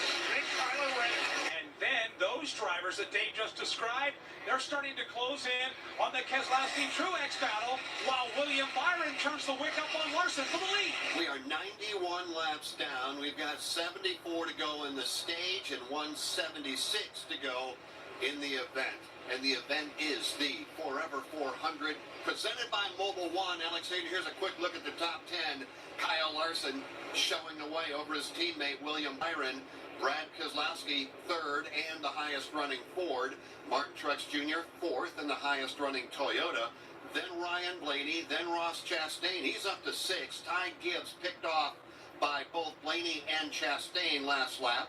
Tyler Reddick 8th, Austin Dillon 9th, and Denny Hamlin completes the top 10. Privileged to welcome Bryce Hushka to the broadcast booth, Consumer Marketing and Growth Manager from ExxonMobil. We welcome you to the Motor Racing Network broadcast, but today's race, the Forever 400 presented by Mobile One. Obviously, Mobile One, the official motor oil of NASCAR and sponsor of Stewart Haas Racing, but how did you guys decide to come up with the name of today's race with the Forever 400? Yeah, thanks for inviting me, first of all. Really, Kevin Harvick with us, he's been a partner. He's never made it feel like a job. And so when someone's like that, you want to do something special for him, like a friend. And I think working with NASCAR, we had this pretty creative idea. And all of Kevin's partners have been doing that this year. So this and the race where he won the championship, the paint scheme with Budweiser special. Well, I noticed down the signage above the suites in the pit lane, Mobile One and Take 5 part of that. When Jeff and I were wandering around the garage and pit lane earlier today in pre-race, met some of the folks from Take 5. That's a great partnership you have with Take 5. Yeah, we don't own any shops, so we have to go get our oil change somewhere if we're not doing it ourselves. And so we wanted to have someone that we trusted, that we could send people to. So Take 5, you're going to increasingly see Mobil 1 and Take 5 together, and encourage people to go there to grab the product. Now tell us about this brand new YouTube series that you guys have going with Mobil 1 called Why We Race. What is this all about? Yeah, we actually launched it today with an episode with Kevin. It's on our YouTube channel. You can also get to it throughout Mobil 1 Racing on Instagram. But it's really about, we get to see a special side of the drivers, of the racers. And so we thought, why don't we open that up to other people so they can see it? And we think it'll bring more people into the sport. So it starts with Kevin, but we'll have some other exciting people coming up. And why we love Mobil 1 and your involvement with NASCAR and Stewart-Haas Racing, how can fans learn more about what Mobil 1 is doing in motorsports beyond NASCAR? Yeah, go to @Mobil 1 Racing on Instagram, and then the YouTube page. We're going to continue to bring more of these stories, not just why we race, but other stories across motorsports. So it's going to be special. Well, thanks so very much for what you and your team have done, not just with partnering with NASCAR and Stewart-Haas Racing, but what you're doing here to honor Shirley, a Hall of Famer on a first ballot. Yeah, we're excited to see Kevin in the booth next year as well. So it's going to be special for fans to get to really experience more of what we have over the last few years. Bryce Hushka, Consumer Marketing and Growth Manager from ExxonMobil. Right now, Kevin Harvick is running in position number 19. He wants to climb the leaderboard. He's got a lot of time in which to be able to do that. Kyle Larson leading on lap number 96. Brad Keselowski has come to second. He got by William Byron. Ryan Blaney has come to fourth. He just got by Martin Truex Jr. Protect your vehicle's engine with Syntec and O'Reilly Auto Parts. Syntec Premium Full Synthetic Motor Oil is formulated for today's engines to dissipate heat and friction and reduce wear. Get 5 quarts of Syntec Full Synthetic in a MicroGuard Select filter for just $33.99. Limit supply. See store for details. Get Syntec only at O'Reilly Auto Parts. O'Reilly Auto Parts. For 75 years, NASCAR has been making history. Dale Earnhardt Jr. comes back to the Daytona International Speedway, leading the pack, coming to the line. He will win the Pepsi 400. Catch the next iconic moment as we celebrate 75 years of NASCAR all season long. Chastain did a video game move, drove it and never lifted. Right here on the Motor Racing Network, the voice of NASCAR. Top 5 right now, separated by about 5 car lengths apiece. That's Larson over Keselowski, Brad over William Byron, Willie B over Ryan Blaney, and Blaney back to Truex. Got a good battle going on for 6th that we'll get to in just a moment. Ross Chastain and Tyler Reddick, 100 laps complete. Next time by, we have 167 that remain from Homestead Miami Speedway. This is the Motor Racing Network, the voice of NASCAR. Feel like you're in the driver's seat and never miss a second of the race action with Racing Electronics. Racing Electronics scanners allow you to listen in on uncensored audio from your favorite drivers, spotters, and crews the entire race. Hear team strategy with critical passes, dangerously close calls, and all the pit stop drama. To learn more, visit them at racingelectronics.com. Be race ready. Be RE equipped. Wing Nation TV, presented by Sage Fruit, is your go-to destination for all the latest sprint car news and interviews with the stars of sprint car racing from around the country. This is Steve Post. Join Ashley Strummy and me each Friday at 12:30 p.m. Eastern Time on MAV TV. In Canada, check us out Wednesdays at 8:30 p.m. Eastern Time on Red TV. Ashley and I talk with all the biggest names in sprint car racing every week. If you love sprint cars, make sure you join us on Wing Nation TV. Oh, jeez. Alright, again, guys, thank y'all so much for stopping by. Seriously, it means a lot. I'm not even kidding. Today, honestly, I didn't know we were gonna get very many people in here at all. But again, guys, thank y'all so much for stopping by. Seriously, it means a lot. But guys, again, if you can, make sure and like up the stream. If you haven't already. That way this stream can get out to more people. You know, I'm guessing the like rate kind of helps out with, you know, my streams getting more and more recommended. But besides that, guys, just please keep up the support. Thank you guys so much. And again, if you haven't already, make sure and subscribe. That's all you got to do. If you don't want to miss out on any of these next few races, I would go ahead and subscribe. That way you stay tuned whenever I do these streams. So again, guys, thank y'all so much for stopping by and keep up support. Thank you. Blaney, outside by 13 spots, 4 points, is Christopher Bell. Outside by 15, Tyler Reddick. And Chris Buescher, who's having a not-so-good day, although he is in position to get the free pass. Should a caution come out right now. Buescher back at 26. He is 45 points on the negative side. President of the Martinsville Speedway is Clay Campbell, and I would imagine he'd be willing to sell you a ticket for next weekend's show. It's going to be a good one. Don't miss it. If you're in the area, buy a ticket. If not, we'll have it live for you on the Motor Racing Network. And Mike Bagley, we've got a battle for the lead headed your way. It is a Ford and Chevy battle for the lead. Kyle Larson has not been able to check out. He's been watching Brad Keselowski draw closer to him. They are separated by 4 car lengths. Off turn number 4, both of them against the seafoam green safer barrier to drivers right here at the Homestead Miami Speedway. These 2 cars go back to turn number 1. Larson about a groove off the top of the racetrack, uncharacteristically as he's been for most of the day. The high flyer of the two is Brad Keselowski running inches off that safer barrier. Interesting line attitude for Larson. He was about a lane and a half off the safer barrier. Let's see what he does. He's been able to open up the lead just a tad, but he's going to keep that Chevy planted against the safer barrier. Brad is going to do the same in second. We're going to drop back now and pick up a good battle from 6th on back. Ross Chastain has it. Right behind him is Austin Dillon, Ty Gibbs, and Tyler Reddick. They come off of turn number 4. Across the start-finish line they go. Chastain, Dave, just trying to hold on to position number 6. It's been a ferocious battle for about the last 10 or 12 laps. Austin Dillon's going to dive down on entry into turn 1. Slide up across the nose. He'll take the spot away from Ross Chastain. Great run in the early going for Austin Dillon. They'll complete that pass as he makes his way to the back straightaway. Now he's going to try to shake Chastain. He's also going to try to shake Ty Gibbs. Also Tyler Reddick and Denny Hamlin, who almost gets into the fence just a moment ago. But he's going to keep the car off of the safer barrier, does Denny Hamlin. He does give up a couple of more car lengths. Everybody continues to chase Kyle Larson, the race leader, and Steve Post, Brad Keselowski, hanging right there in second. Brad Keselowski in the second spot. The car is handling really, really well. They've got one little concern, and it started midway through stage number 1. A little bit of a brake shake when Brad has to apply the brakes, and he even said during the stage break, there's a little vibration in the pedal. Nothing that they're going to do anything about now, but they certainly are monitoring that situation. Got a fast Ford Mustang, not slowing down like you'd like it for Brad Keselowski. All right, now he is running about 0.8 of a second behind the race leader Kyle Larson on the racetrack. That's about 10 car lengths between Kyle over Brad. William Byron, Ryan Blaney, Martin Truex Jr., that's your top 5 on lap 108.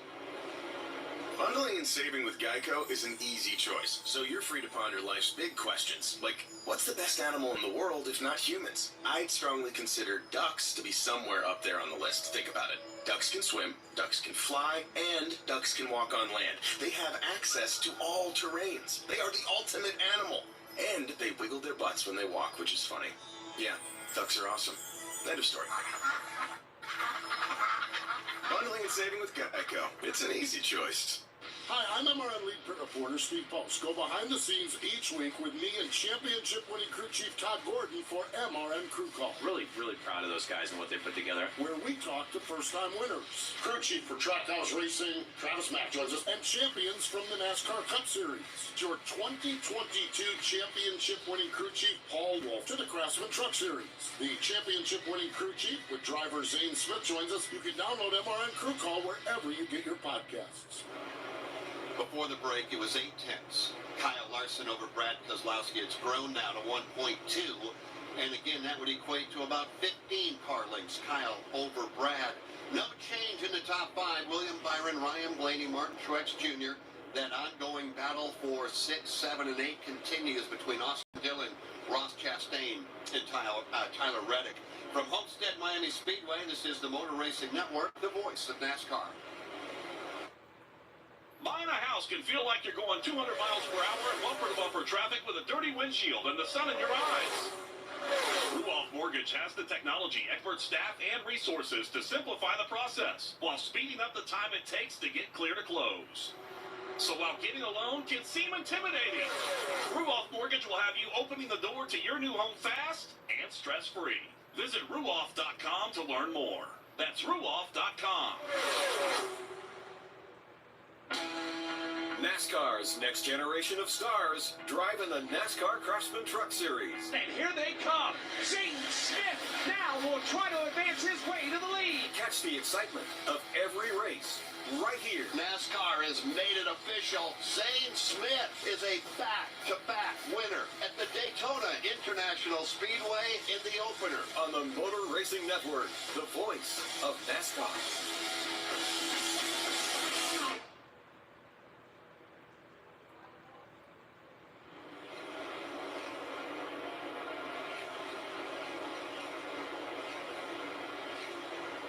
Lap 113, and here we go with green flag stops as Kyle Larson, by the way, is leaving everybody well behind now.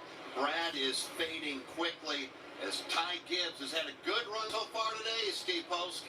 Yes, he has been a good top 10 run for Ty Gibbs. Crew all the way around to the left side. Chris Gale pulling the trigger on the early pit stop here. The first one in and down and away is Ty Gibbs, and with that, every crew now jumping up on the wall. We're getting ready to get busy with green flag pit stops down here. So Ty Gibbs having a great day today. He's a driver that has had success on mile-and-a-half tracks in the Xfinity Series, not so much in his Young Cup Series career. Best finish on a mile-and-a-half racetrack is 14th. For Ty Gibbs, he's doing much better than that here so far today. 2 Stewart Haas Racing Fords now peel off the racetrack. Chase Briscoe and Ryan Preece. Let's cover the Briscoe stop. Chase Briscoe is known as Buddy Boy, and they bring that car in. Just gotta have a lot of speed in that Ford Mustang. There'll be 4 tires, Sunoco Racing Phil while he gets his pit service. Jason looks like Kyle Larson's in front of you. Kyle Larson gets in. Ryan Preece pulls out right behind him. Also, Ryan Blaney is in. 2 pit stops there. No changes for Kyle Larson, like the way the race car was running. 4 tires, Sunoco fuel. Ryan Blaney left side work as Eric Almirola comes in. William Byron just completing his pit work on this end of pit road. Also, Chris Buescher trying to work on the handling of that race car. Steve Post. Joey Logano brings his Shell Pennzoil Ford in. The crew on the right side of that automobile. Here's Christopher Bell, one of our playoff drivers. Bell reported that the car was very tight on that run. Chassis adjustment, 4 tires, Sunoco Racing Fuel, Jason. Austin Dillon brings it in. Good run for him and his Chevrolet here this afternoon. Pull the tear off the windshield. First can of Sunoco fuel in. Work complete on the right side. Also, Ross Chastain is in. Worked on the right side. They'll swing left side. Second can of Sunoco fuel is in for Ross Chastain. No adjustments. Brad Keselowski, what a good run. Ford Mustang. He has 4 tires, no adjustments. 2 pit boxes in front of him. Martin Truex Jr. is in. Truex wrapping up his pit service down and away. There goes Tyler Reddick down to the racetrack. AJ Allmendinger getting pit service here. Green flag pit stop. Lap number 116, Jason. Come up before the rest of the storm makes their way in. One driver that we're waiting on to see is Kyle Busch.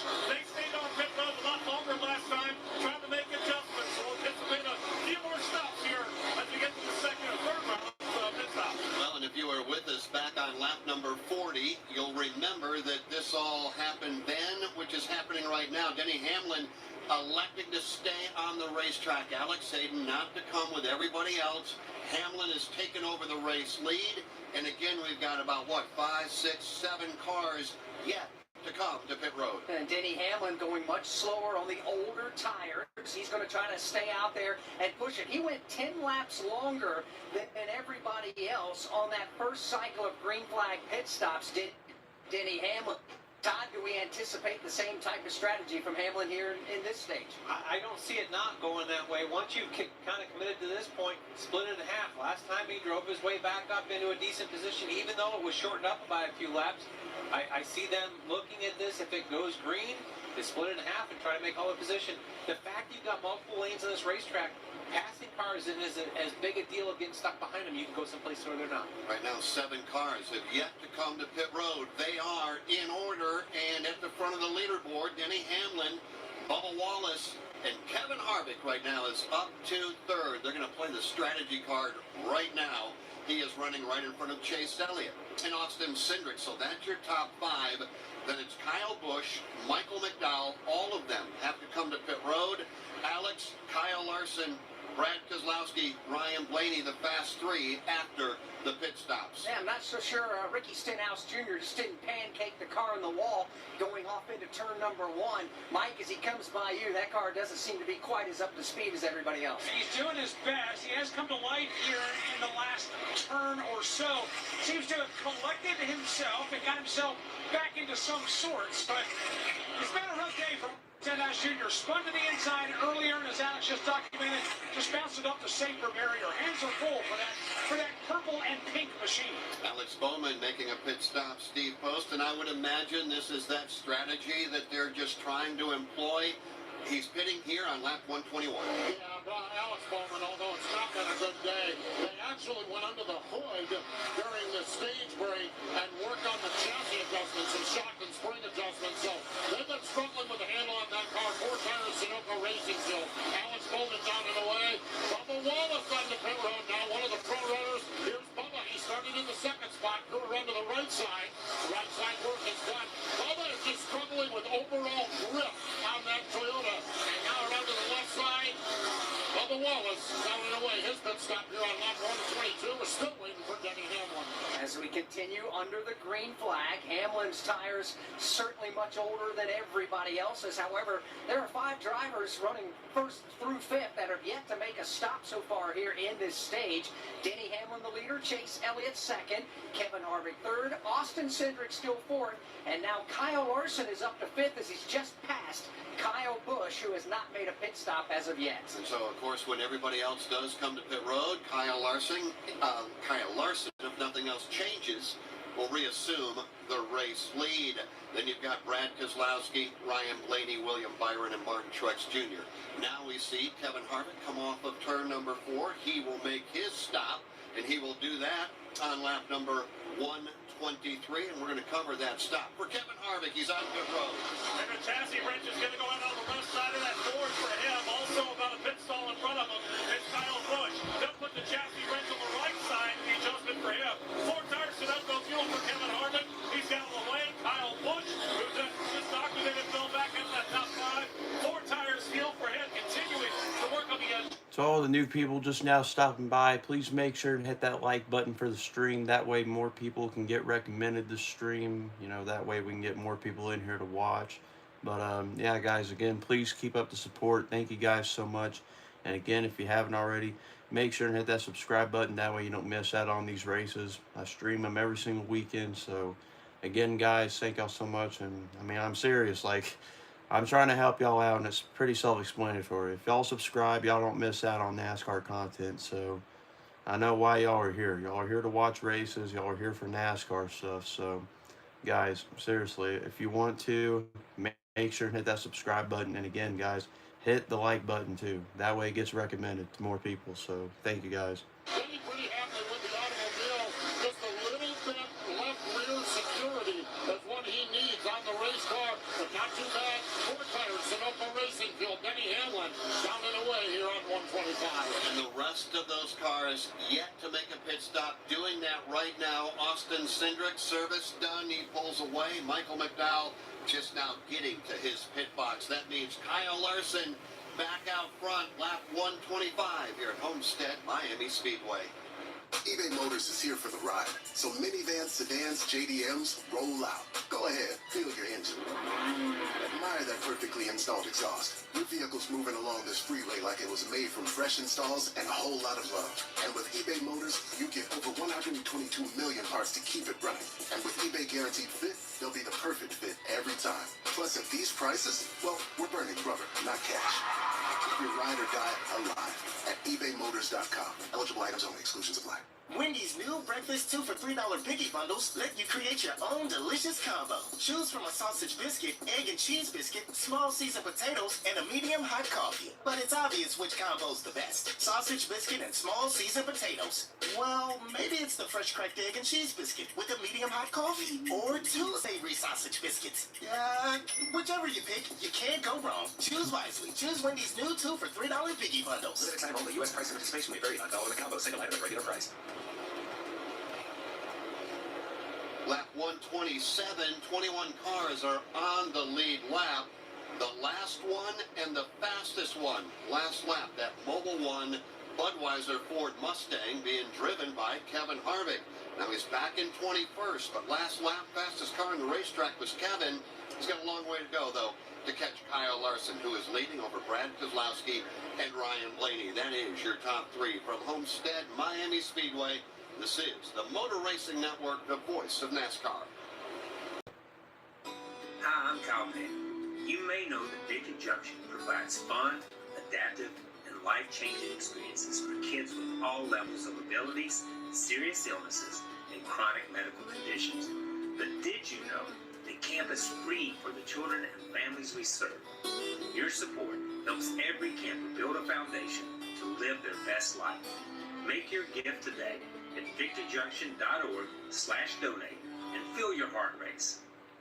Jeff Gordon wins the Daytona 500. Jeff Gordon's rise to one of NASCAR's all-time greatest drivers was one life. No one. Relive Jeff Gordon's journey to the NASCAR Hall of Fame with the exclusive MRN podcast, Jeff Gordon, A Colorful Career. 93 Cup Series wins, 4 Cup Series championships, and 3 Daytona 500 wins. A career rivaled by few others. Check out MRN's Jeff Gordon, A Colorful Career on podcast platforms and MRN.com.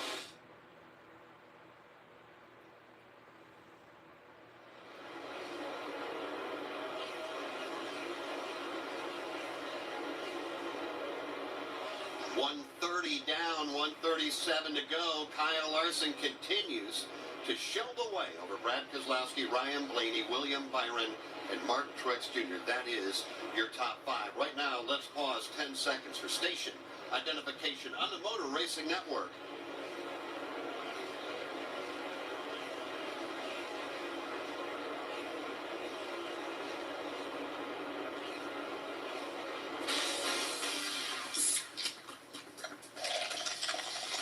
Time now for a mid-race update brought to you by Coke Zero Sugar. Coke Zero Sugar tastes so good, people will take a taste any way they can. So when you're enjoying your Coke Zero Sugar, be ready to protect it, because one sip begs the question, is this the best Coke ever?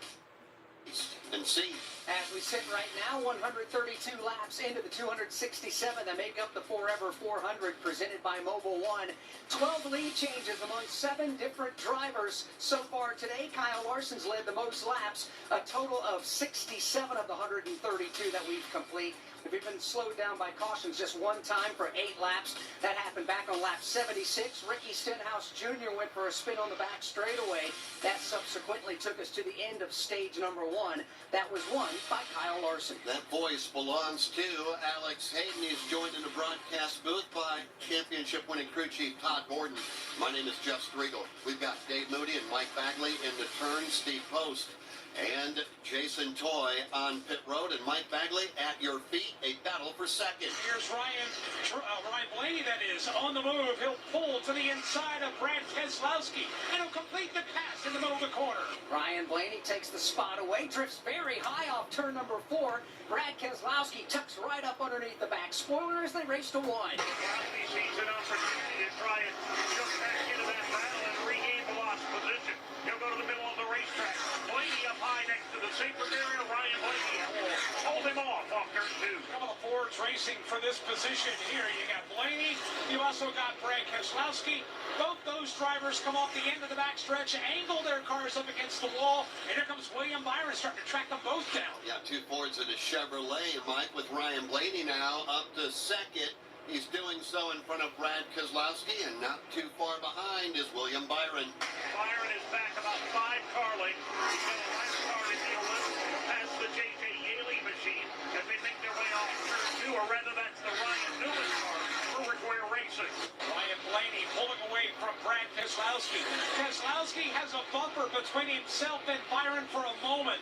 That was the Ryan Newman car. Byron will complete that pass, and now it's 3 car lengths that separate Keselowski and Byron. And that's second, third, and fourth. Blaney, Keselowski, and Byron. As that settles down, they look way ahead. 5.8 seconds in front of them is race leader Kyle Larson. Now, Todd Gordon, you won a championship in the NASCAR Cup Series as the crew chief for Joey Logano right here at the Homestead Miami Speedway in 2018.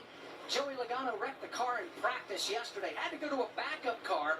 It was well documented in the pre-green flag sweep by Jason Toy what the team had to do to get the car going. Started dead last in a car with 0 practice laps, and here's Logano knocking on the top 10. Yeah, they put together a good, steady pace forward. Really, this race for 10th is 2 guys that have put together great days. A.J. Allmendinger in 10th. Joey Logano's 11th at this point, and not by strategy. Through this stage, they're just staying on point, driving forward, good driving race car. A tribute to Paul Wolf and that whole group of putting together what they could do with no laps, no practice, just bolting the car together.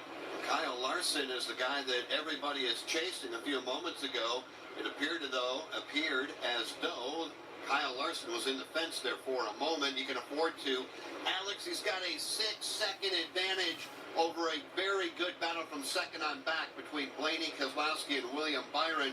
This is that Kyle Larson championship stranglehold that we've seen before. He won a week ago. He's dominating here. He's dominated here before.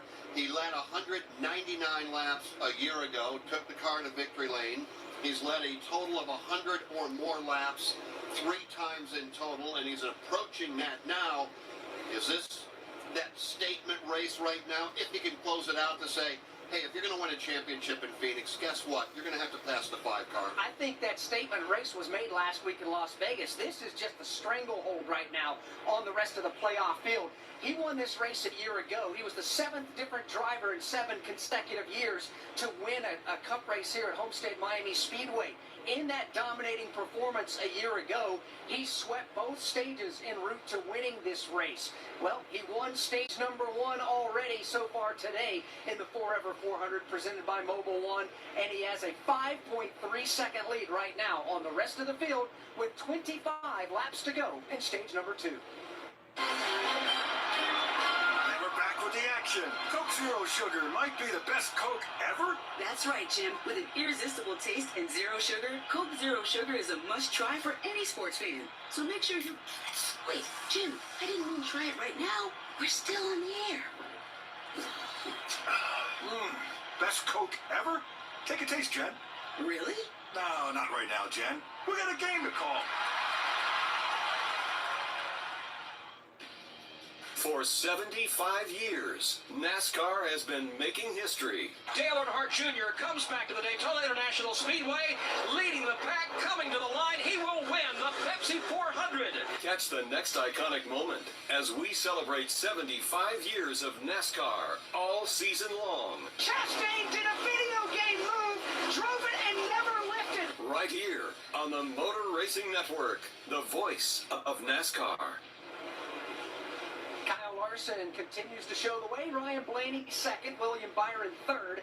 Brad Keselowski is fourth, and Martin Truex Jr. still rounds out the top 5. 22 laps to go in stage number 2 here in the Forever 400 presented by Mobil 1. From Homestead Miami Speedway, this is the Motor Racing Network, the voice of NASCAR.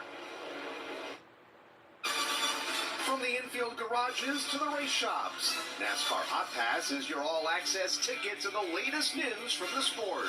Well, we got them down, now we put our foot on them. That's the attitude you gotta have. I don't think it's a move that can have any success at Martinsville. I still don't know why it worked. Stay up to date with all of your favorite drivers all year long. Get to the Final Four is what every driver in NASCAR's goals are. NASCAR Hot Pass, weekday mornings from the Motor Racing Network. The year was 1993. The NASCAR Cup Series season kicked off with the Dale and Dale show at the Daytona 500. Dale Jarrett's got the lead. He goes to the inside. Earnhardt's not going to get him. Dale Jarrett is going to win the Daytona 500 by STP. Earnhardt second. The 1993 NASCAR Cup Series season. All the highs and lows. Relive them all on MRN's exclusive podcast, The 1993 Season. Available on podcast platforms and MRN.com.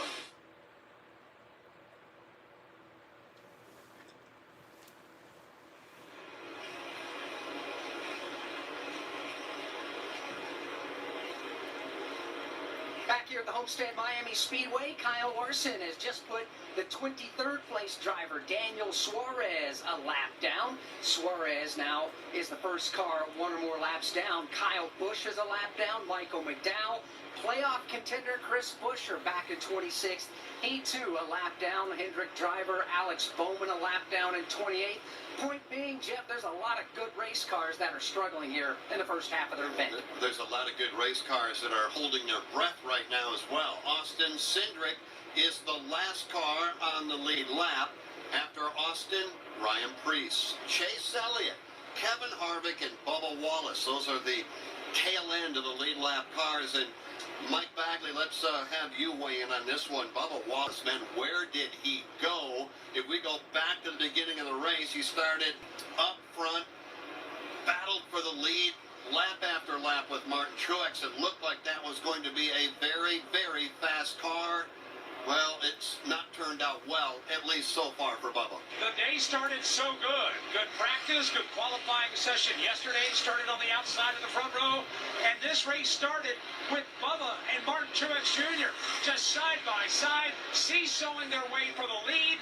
And then all of a sudden the bottom fell out. And Bubba Wallace has faded dramatically. That purple and black Toyota Camry fighting for everything they could get. And what a day that has turned out to start so good. Has gone south in a hurry for Bubba Wallace at 23-11 racing. With McDonald's and Grimace on the hood of the Bubba Wallace car, and Grimace actually hanging out in the pit area for Bubba Wallace. As a matter of fact, why don't we visit with Steve Post down in the Bubba Wallace pit for more, as this trip to pit road is presented by O'Reilly Auto Parts. Think O'Reilly Auto Parts for all of your car care needs. Get the parts and service you need fast from the professional parts people at O'Reilly Auto Parts. Steve? Well, Grimace would describe the faces down here as this car just is lack grip. Bubba at one time cued the radio and says, I feel like I'm starting off on 100 lap scuff. And it gets worse from there. It's just an overall grip issue that they have struggled with. About 10 or 12 laps into that first run, the grip went away, and it has never come back. It's not a balance issue. It's not a tighter loop. And it's just sliding all over the racetrack. And Bubba is on hang-on mode here in that automobile. Yeah, Bubba right now just trying to hang on to the lead lap, Steve. 16 to go in the stage. He should be able to stay on the lead lap as long as we stay under the green flag. Kyle Larson over Ryan Blaney. But here's the story at the moment. Blaney is reeling in the race leader. Will they find a home? Sponsored by Geico. Susan has always wanted to live in a chateau. I like a certain je ne sais quoi. While Jake is more into the Cape Cod style home. It's a classic look. Compromise is tough, but these two won't have to compromise when they bundle home and car insurance with Geico. It's easy, and they can save even more. In the end, Susan and Jake found a Cape Cod style home where they will only speak French. Bonjour, je t'aime, merci beaucoup, and cordon bleu. You'll get better with time. Bundling without compromise at Geico.com. On your ride home, catch NASCAR today to keep up with the latest. Just to think I'm the Daytona 500 winner, I would never dreamed it. Every weekday, you'll hear the top news stories in the sport. It's just an opportunity of a lifetime for me that I had to take. Plus insights from your favorite drivers. Can't thank Penske enough and everybody, involved for sticking with me and believing in me. I'm Chase Elliott. Listen to NASCAR Today every weekday right here on the Motor Racing Network. 151 down, 14 to go in the stage. Larson, Blaney, Byron. But again, Ryan Blaney slowly but surely beginning to reel in Kyle Larson. He has been out front by himself virtually all afternoon long. From Homestead, Miami Speedway, this is the Motor Racing Network, the voice of NASCAR. Hey, Reese. racing fans, William Byron here, the number 24 Liberty University Chevy. Did you know that Liberty is not only my sponsor, but also my school? I'm getting a world-class education, and you can too. Whether you study at Liberty's beautiful campus in Virginia with state-of-the-art facilities and Again, guys, to everyone just now joining, thank you guys so much for stopping by. Seriously, it means a lot. Again, guys, if you don't want to miss out on any of these next few races, especially if I post any other sort of NASCAR content, go ahead and make sure and hit that subscribe button. That way you don't miss out on any of these races. And in case I do, again, post any other sort of content. But seriously, guys, thank y'all so much for stopping by. And again, guys, go ahead and like the stream if you haven't already. That way it kind of boosts the rate of the stream, and that way this can get out to more people too. If you guys like the stream, it'll definitely help out a lot. But besides that, thank you guys so much for the support. Please keep it up if you want to. And yeah, guys, head right back to the radio. Again, guys, subscribe. At one point not too long ago, Ryan Blaney was 5+ seconds back from the race leader Kyle Larson. He's cut it in half. He's down to 2.5 behind as we wind down stage number 2. There'll be 10 to go in the stage next time by. And a pretty good race for fourth. Heads off to turn 1 between Keselowski and Truex. Brad Keselowski's got the spot, but he's got not much daylight between himself and MTJ. Martin Truex Jr. looked to the inside off 2, nothing there. They'll follow Brad at the back straightaway. Truex stalking Brad's every move. They've got a car in front of him. Ty Dillon at the top of the racetrack. Brad closing in, and Martin will fade by about 2 car lengths in 3. Again, this is the battle for fourth. Brad's got it. Truex trying to take it away. If you missed it earlier, it was Martin Truex Jr., Dave, that led the field to the green flag. He hasn't been outside the top 5 for very long, if at all, since then. He's lost a little ground to Keselowski. Brad doing a better job in left traffic right now. He's opening it up by about 3 car lengths. And Brad pulled to the inside of Ty Dillon trying to make the move, but he couldn't do it. That allows Truex to close in again. Here's Brad Keselowski, Martin Truex Jr. up against the safer barrier with Tyler Reddick creeping into the mix. Tyler Reddick's got her rolling on the outside lane. He's got the car of Michael McDowell between him and the back bumper of the 5th place running Martin Truex Jr. But here comes the Hamburglar, Tyler Reddick. Tyler Reddick will go to the outside of the racetrack, make its way or try to around the Michael McDowell machine. Keselowski has driven away from Truex. Now Martin's going to have to play some defense. Martin now will have the lap car of Michael McDowell slide in behind him and right in front of Tyler Reddick. Behind Reddick, they're closing in. Here come Ty Gibbs and Denny Hamlin's joining the fray. All of that, Mike Bagley, with just 8 laps to go in the stage. That good ongoing battle between Brad Martin and Tyler Reddick. Right now, let's take a quick look at the leaderboard. At least those running on the lead lap, Alex Hayden, and we only have 23 of them. Kyle Larson, Ryan Blaney, William Byron, Brad Keselowski, and Martin Truex Jr. Top 5. Tyler Reddick right now 6. Ty Gibbs, Denny Hamlin go 7 and 8, and they're running right together on the racetrack. Austin Dillon 9th, Joey Logano 10th. You take us all the way down to the lead lap machines. 11th is Ross Chastain. 12th is A.J. Allmendinger. 13th is Chase Briscoe with Eric Jones 14th. Corey LaJoie is 15th. Eric Almirola goes 16th and Bubba Wallace 17th. Kevin Harvick 18th. Chase Elliott 19th. Christopher Bell is 20th. Still on the lead lap 21st. Austin Cindric. Kyle Busch 22nd. He is the last car on the lead lap. Ryan Preece just got put a lap down. 6 to go in the stage. Now, Dave Moody, I don't know if he can do it in the 6 laps that remain, but that deficit is closing quickly. Ryan Blaney reeling in Kyle Larson. Yeah, he's getting there. I'm not sure if he's getting there fast enough to do it in 6 laps or not, but I'll tell you this, a little bit further back, they are really getting at it for stage points. Denny Hamlin the inside of Truex, while Truex looks to the inside of Keselowski. Tyler Reddick is there. Ty Gibbs is there. It's a game war on the back straightaway. None of them have been able to pass Ty Dillon. The lap car of Ty Dillon still in front of this one is now a 4-way battle for that position. Soon to be 5. You've got Keselowski, Hamlin, Truex, Reddick, and Ty Gibbs. Yeah, Denny Hamlin just got a buy one, get one over here on this lap as he passed not only Martin Truex Jr., but Tyler Reddick as well. Ty Gibbs is in the mix as they race to turn 1. That fight's not quite over yet. Now here comes Denny to the inside on Brad Keselowski. Denny Hamlin surging in the final laps of the stage. He'll take the spot away from Brad. He will slide under Brad and across Brad's nose up the back straightaway.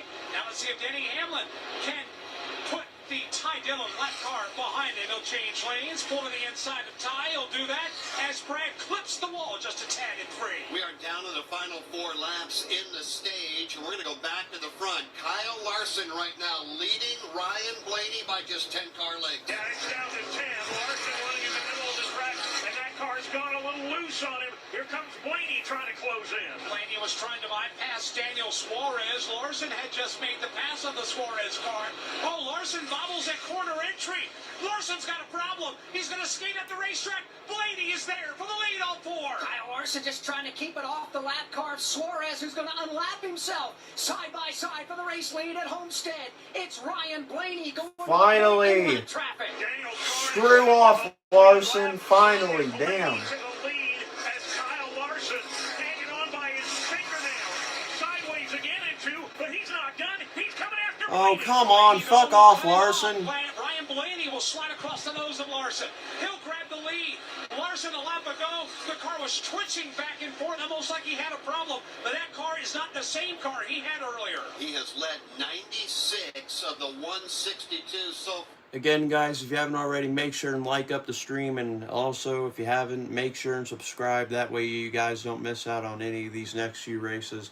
I will be streaming Martinsville, and I definitely will be streaming Phoenix, the final race of the season. So, guys, please make sure and subscribe if you haven't already. That way you don't miss out on any of these. Plus, I make other NASCAR content too. But seriously, thank you guys so much for stopping by. Continue to like up the stream and just continue to support. Thank you, guys. Ground to the leaders. Get ready Finally, someone else is a fucking leader. Thank God. for on Larson. He's very, very quiet on the radio. He doesn't like to talk too much while he's running. He's going to give a full breakdown here when they get to the end of the stage, but very quiet. All right, Jason, thank you very much. Again, this is the last lap of the stage. Ryan Blaney up and off turn number 2 and headed towards Mike Bagley. Ryan Blaney has cleared turn 2. He's headed up the back straightaway. He'll come off the end of this backstretch using the outside lane.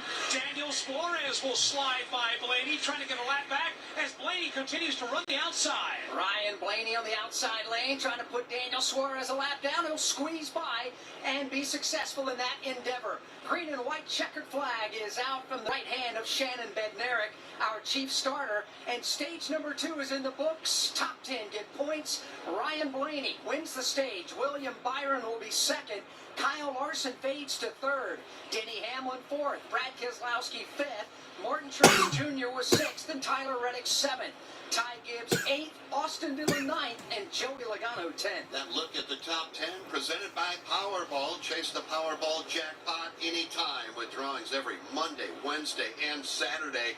Powerball, the official lottery game of NASCAR, and home to the NASCAR Powerball playoff. Hey guys, it's Phil Joy, driver of the Celsius Chevrolet Camaro ZL1. Welcome to today's NASCAR race broadcast presented on MRN by Celsius Essential Energy Drinks. Celsius has all the energy and focus that I need to stay ahead of the pack on race day.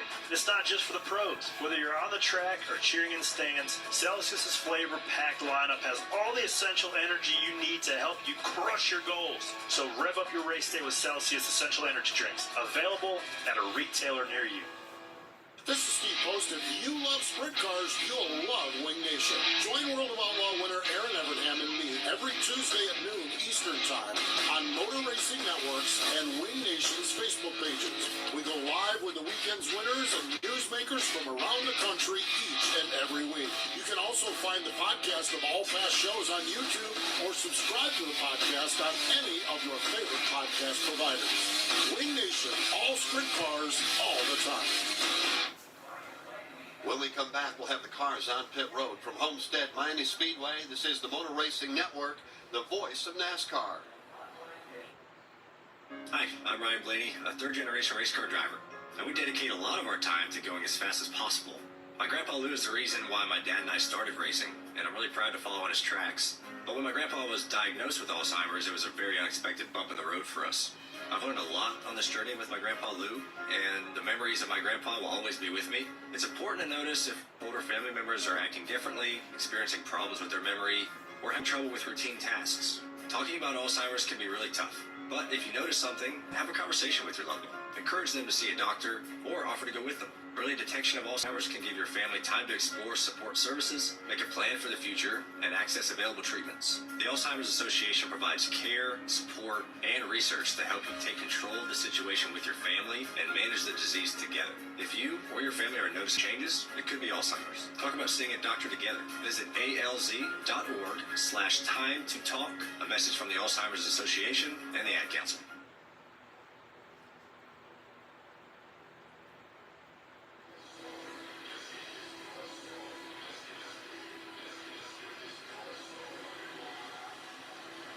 Welcome back to Homestead Miami Speedway.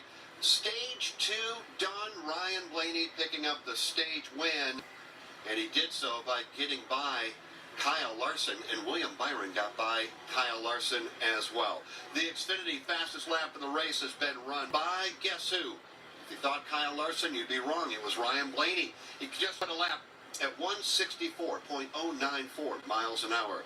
Introducing the next generation 10G network only from Xfinity. Get the fastest internet with a reliable connection so everyone can be online at once. The future starts now. Xfinity, proud premier partner of NASCAR. Pit Road is open. Jason Toy, here they come. Lined up 45 miles per hour. First to Bill off with William Byron. Behind him, Kevin Harvick. Up front, Austin Dillon. Further up front, it's Kyle Larson. Lost the handle on the race car. Tires just went away late. They're going to try to run a more conservative run this time around. Ryan Blaney, he was conservative early. Got aggressive late. Got us the lead in the win of the stage. 4 tires and no fuel. Blaney down and away. Austin Dillon away. Ross Chastain away. And a big race off the pit road in front of C Post. Yes, indeed, and Ryan Blaney tiptoes down pit lane at 45 miles per hour. Blaney wins the battle off pit road. William Byron goes out second. Brad Keselowski, Denny Hamlin, and Kyle Larson, your top 5. The rest of the field thunders on by. Denny Hamlin very happy with that race car. Obviously had a good long-run speed. On the opposite end of that, Tyler Reddick.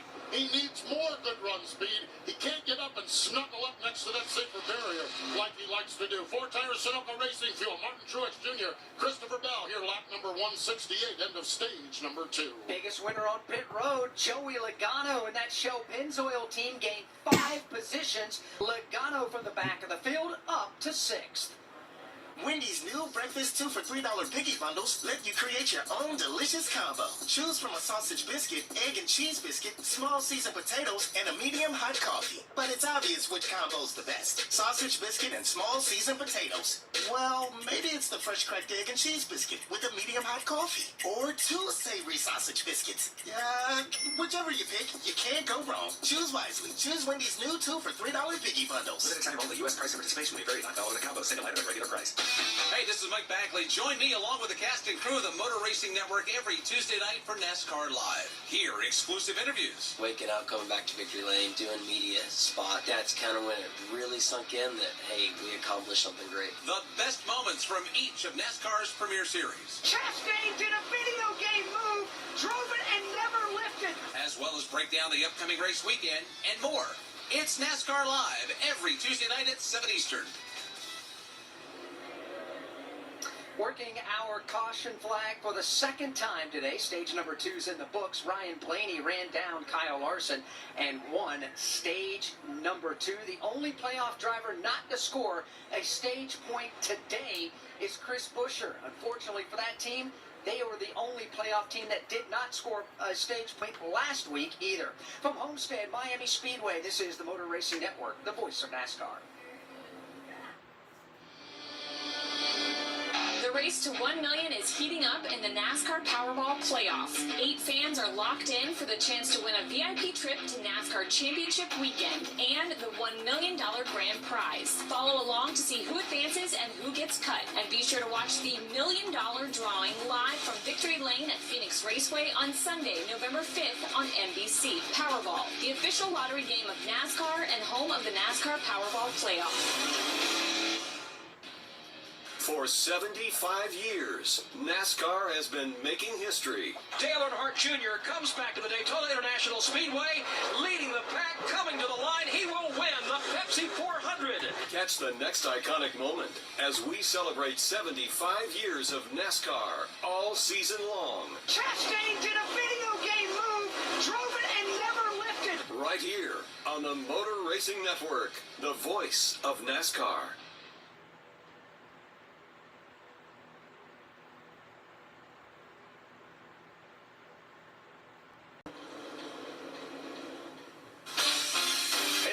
Joy, driver of the Celsius Chevrolet Camaro ZL1. Welcome back to today's race, presented on MRN by Celsius Essential Energy Drinks.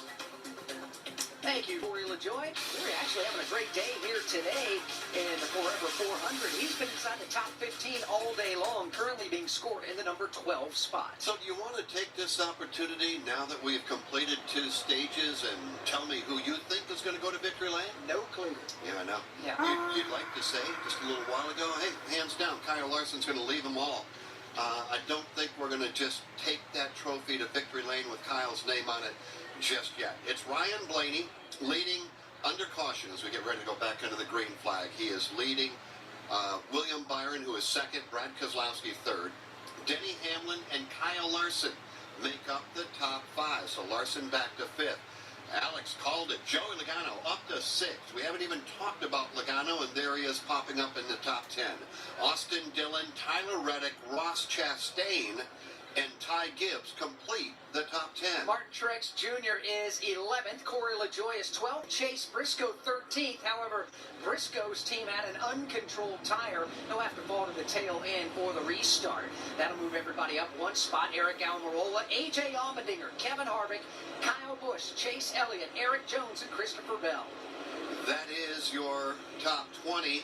Then you get back to, looks like Briscoe's going to fall in line now. Actually, it's going to get bounced back. So it's going to be Cindric 21st. Then you get back to Eric Almirola, Daniel Suarez. Chase Briscoe will pick up back in 23rd as we get ready for a Geico restart presented by Geico. Switch to Geico today to see all the ways you can save. It's easy. Simply go to geico.com to get a rate quote and to get started, seeing how much you could save. I mentioned Chase Briscoe's pit road penalty. He's not the only Stewart-Haas driver that got a penalty. Eric Almirola got busted for speeding on the pit lane, so he too had to drop to the tail end of the field. All right, Mike Bagley, we are timed to put them back under the green flag, and when we do, there'll be 95 laps to go. Field is lined up double wide behind the safety car. William Byron to the inside. Ryan Blaney. You got Denny Hamlin poised in position. A restart on the inside of row 2. Got Brad Keselowski to driver's right. Row 3, Joey Logano to the inside of Kyle Larson. As they make their way up off of turn number 4, pace car will make its way to pit road, and here we go back to the Geico restart zone. As the green flag goes back in the air, we're racing yet again. All right, here you go. Final stage. Green flag in the air. On his back bumper. It's not a teammate, but it is a friendly fire for it, and that's Brad Keselowski. A good shove is a good shove into turn number 1. Blaney will take the lead by about 2/3 of a car length. Back to the bottom of William Byron. They're 3 wide for 3rd. Kyle Larson making a move, going up the gut. Denny Hamlin to his inside, but Larson couldn't pull it off. He'll have to get in line, follow Brad back to the corner as Byron and Blaney continue to wrestle for the lead. Side by side, Ford and Chevrolet. Ford on the outside, Chevy on the inside. That's William Byron, Ryan Blaney, Brad Keselowski looking on. Willie B digging down low with a shovel in each hand right now. Ryan Blaney just letting it ride in that 2nd or 3rd groove up off the bottom of the racetrack. And they are still 3 deep, nearly getting together as they battle for 3rd off turn 2. Hamlin leaning on Larson. Larson just about leaning on Keselowski again. Larson had to give way. Keselowski gets away with 3rd. Here's Hamlin on the bottom trying to take it away from Larson for 4th. And they are. Good racing here. Good racing for the race lead as well. Side by side at the start-finish line. Blaney and Byron go to 1. Ryan Blaney's got the bottom. Byron running a groove up, trying to squeeze him down a little bit. Now they'll slide up off the bottom of the banking. They are still side by side for the number 1 spot. Blaney's going to take Byron all the way at the racetrack. Now Blaney will come off the fence. So will Byron. Still side by side. This battle for the lead. 5 car lengths in front of us side-by-side battle for third. Boy, heavyweight title fight right here this afternoon at the Homestead Miami Speedway, and it's been among different players. Right now, it's Ryan Blaney and William Byron. Blaney's got the lead. Byron on his back bumper now going into turn number one. He will give up the fight or at least lose the fight as Blaney gets away by a couple of car lengths. That allows William Byron to fall back into the clutch. Again, guys, to all the new people stopping by, if you haven't already, make sure and hit that subscribe button, and also go ahead and hit that like button. That way this stream can get recommended out to more people. But again, guys, thank you so much for stopping by. Please keep up the support. And again, guys, if you don't want to miss out on any of these races, especially the few ones left, I would go ahead and hit that subscribe button. I'm just saying. I mean, literally, it's pretty self-explanatory. Y'all subscribe, y'all receive content, and y'all receive these live streams. And by the way, it's all free. I ain't having to charge y'all for shit or anything. So, guys, seriously, I would highly consider it. Go ahead and subscribe if you want to, but besides that, hit the like button. That way we can get this recommended to more people. So, yeah, guys, thank y'all. Hamlin not too long ago, then Dave talked about Hamlin's drive to the front. Right now he dives down to the inside on William Byron. Right behind that, they go side by side, Brad and Kyle Larson. Denny Hamlin done things today strategically, but it's worked without question.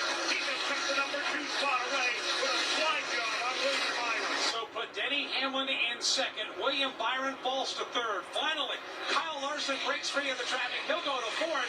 Brad Keselowski continues to get the shuffle backward. Here's Ross Chastain to his inside. Ross Chastain from nearby Alpha, Florida, just on the west side of where we're at here in South Florida. And there's a throng of green watermelon shirts in the grandstands cheering their driver on. Got a little something to cheer about right now as the Melon Man rides in the number 6 spot, but maybe not for long.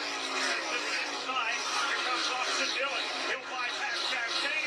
Now he wants to beat Keselowski. That is the side-by-side battle behind Brad. Everybody will give up the ghost behind the Brad Keselowski Ford Mustang. But the battle is renewed again. Here's Chastain to the bottom. Larson clipping the fence right in front of him. A good knot of cars right there. And again, Chastain's going to slide across the nose of Brad Keselowski. Brad will let him in. Chastain up a spot. Now he's looking at Kyle Larson. To move Chastain to the number 5 spot. Brad wanted to go underneath him in turn 1. Ron shut the door on him. He'll try and close in on the machine dead ahead of Kyle Larson. Chastain went up the racetrack. Keselowski did as well. Keselowski lost the most momentum. Faces an immediate challenge from Austin Dillon. Dillon, Keselowski wheel to wheel. Martin Truex Jr. looking to go up the middle. Keselowski very close to the wall as Dillon drives by. Here's Truex now to the inside of Brad Keselowski. Brad Keselowski not having a good sequence here. No, and he's got a handful of trouble right now as well. He goes all the way up to the outside wall. Hunting down low, Martin Truex Jr. Truex will take the spot. Now here comes Tyler Reddick. Brad Keselowski just trying to stop the free fall right now. He's got Reddick hounding him off the end of the back straightaway. While at the same time, Brad trying to reclaim lost ground on the Truex car. It wasn't too long ago when it was Kyle Larson out front by almost 6 seconds over everybody. Not anymore. It's Ryan Blaney by a couple of car lengths over Denny Hamlin. Couple more back to William Byron, and then Kyle Larson, and that good ongoing battle between Ross Chastain and Austin Dillon. We're working lap number 181. Will they find a home? Sponsored by Geico. Sarah wants a yard. My own little paradise. Brad, however, hates yard work. The only thing I hate more than cutting the grass is paying someone to cut the grass. Compromise is tough, but these two won't have to compromise when they bundle home and car insurance with Geico. It's easy, and they could save even more. In the end, Sarah and Brad found a great home with a yard. A very, very small yard. Time to get it done. And I'm done. Bundling without compromise at Geico.com. Wherever you cheer, whenever you drive, you'll find Racing Electronics. With Racing Electronics, you'll hear uncensored communication from every team in the race and the broadcast with all your favorite MRN announcers. Hear every heart-pounding pass, its strategy, and so much more with a scanner and headphone rental. Upgrade to an Easy Talk intercom system to comfortably communicate over the noise of the race. To learn more, visit racingelectronics.com. Be race ready. Be RE equipped. Blaney has the lead, but for how long? Denny Hamlin is right there. We've got 83 laps to go from Homestead, Miami Speedway. This is the Motor Racing Network, the voice of NASCAR. This is Steve Post. If you love sprint cars, you'll love Wing Nation. Join World of Outlaw winner Aaron Evernham and me every Tuesday at noon Eastern Time on Motor Racing Networks and Wing Nation's Facebook pages. We go live with the weekend's winners and newsmakers from around the country each and every week. You can also find the podcast of all past shows on YouTube or subscribe to the podcast on any of your favorite podcast providers. Wing Nation, all sprint cars, all the time. On your ride home, catch NASCAR Today to keep up with the latest. Just to think I'm the Daytona 500 winner, I would never dreamed it. Every weekday, you'll hear the top news stories in the sport. It's just an opportunity of a lifetime for me that I had to take. Plus insights from your favorite drivers. Can't thank Penske enough and everybody, involved for sticking with me and believing in me. I'm Chase Elliott. Listen to NASCAR Today every weekday right here on the Motor Racing Network.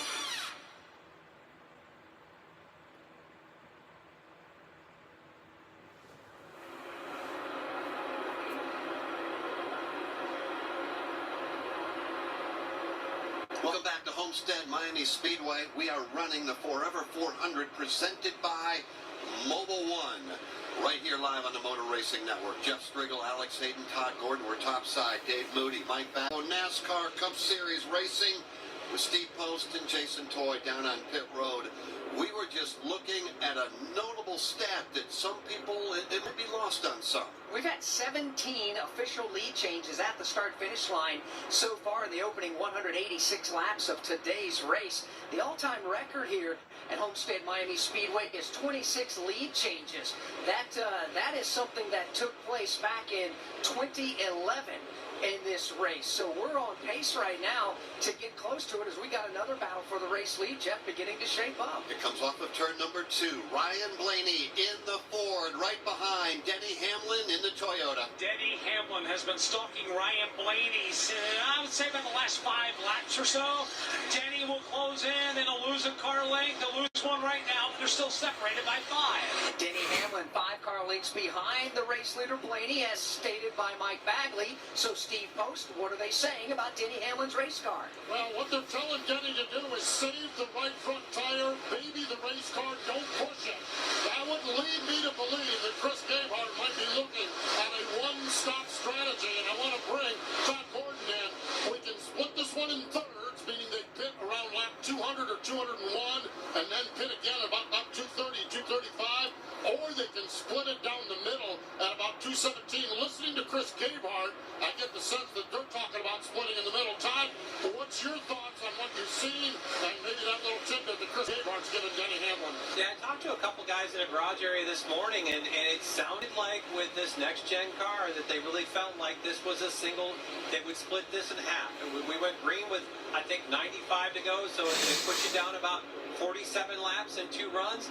I think that you're going to see a lot of guys migrate to what Chris Gabehart did the first two stages and actually physically split this in half. They won't short pit that number as much as they have been, knowing that they'll have to pay the penalty on a long run for the last run. That is championship winning crew chief Todd Gordon. Alex, why don't we paint the picture as to how they're running on the racetrack right now after we pick up this battle for second. Kyle Larson down to the inside on Denny Hamlin. Denny Hamlin's got trouble at the back door. Kyle Larson has tracked him down, and now it's Hamlin trying to keep Larson behind him.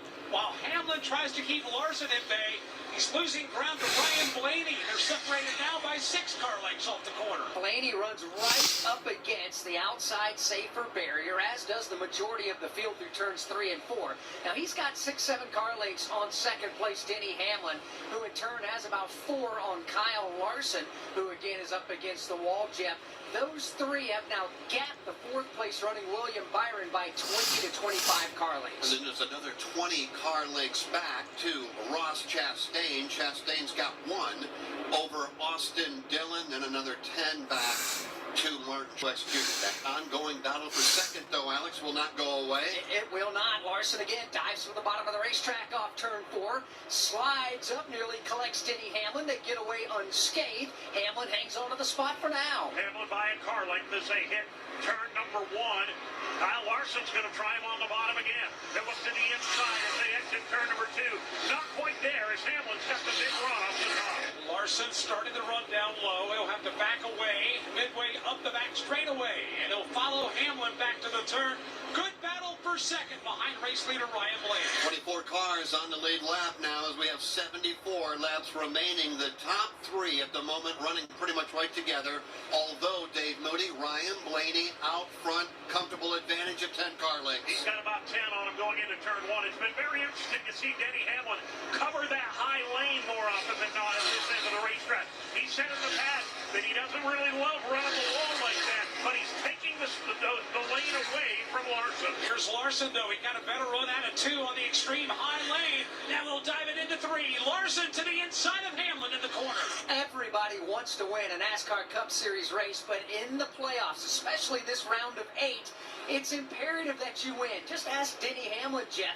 Look back to 1 year ago. Hamlin finished inside the top 5 and top 10 in all 3 of the races in this round, but still missed the championship 4. He needs to win here either today or next week at Martinsville to avoid a potential heartache like he suffered last year. 500 laps at the Martinsville Speedway. Anything, and you know this if you follow NASCAR, anything and everything can happen there. Denny Hamlin, of course, missed it when Ross Chastain pulled a move and put Denny Hamlin on the outside looking in. And Denny right now, Alex, is only up 5 on the cut line to his teammate, Martin Truex Jr. That is not comfortable at all headed to Martinsville. Not at all. And Truex, as a matter of fact, is trying to grab a couple of more positions in turn 2. He's got the Austin Dillon machine right in front of him. Ross Chastain dead ahead as well. That battle's been tightening over the last handful of laps or so. MTJ is trying to survey his options. You got Dillon going to work on Chastain. They're side by side. Truex behind them riding the wall, waiting to see what's going to happen. 71 laps to go in the Forever 400 presented by Mobil 1. Ryan Blaney continues to show the way. And we're back with the action. Coke Zero Sugar might be the best Coke ever. That's right, Jim. With an irresistible taste and zero sugar, Coke Zero Sugar is a must-try for any sports fan. So make sure you... Wait, Jim, I didn't want to try it right now. We're still on the air. Best Coke ever? Take a taste, Jen. Really? No, not right now, Jen. We got a game to call.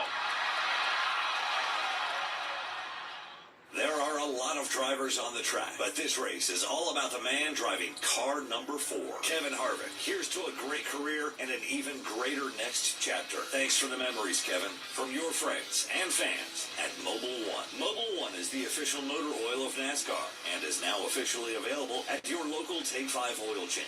So, for your next oil change, stop by Take 5 and ask for the motor oil that keeps your engine running like new. Enjoy the race. Mobil 1, for the love of racing. Ryan Blaney's lead is 1 full second now over Kyle Larson. Denny Hamlin goes 3rd. William Byron is 4th. And for the moment, Ross Chastain hangs on to 5th, although Austin Dillon and Martin Truex Jr. are right there nipping at his heels. From Homestead, Miami Speedway, this is the Motor Racing Network, the voice of NASCAR. Do you have an unused car, truck, motorcycle, boat, or RV taking up space? Put it to good use by donating it to the NASCAR Foundation. Proceeds help fund medical resources for children in our racing community. Your wheels can heal. Call 844-NASCAR-9 and we'll come tow away your vehicle for free. The process is quick and your gift is tax deductible. Call 844-NASCAR-9 to donate your vehicle to the NASCAR Foundation today. Your donation will help our children survive and thrive. The Tough Trucks of NASCAR, an exclusive podcast from the Motor Racing Network. For today, green flag is in the air. He will take the field quickly to turn 1. Relive the moments of the NASCAR Craftsman Truck Series from its debut in 1995. Checkered flag in the air. Skinner wins with the inaugural for the NASCAR Truck Series by Craftsman. The legends of the NASCAR Craftsman Truck Series. Todd Bodine wins 4 in a row on super speedways. The Tough Trucks of NASCAR. Available on podcast platforms and MRN.com.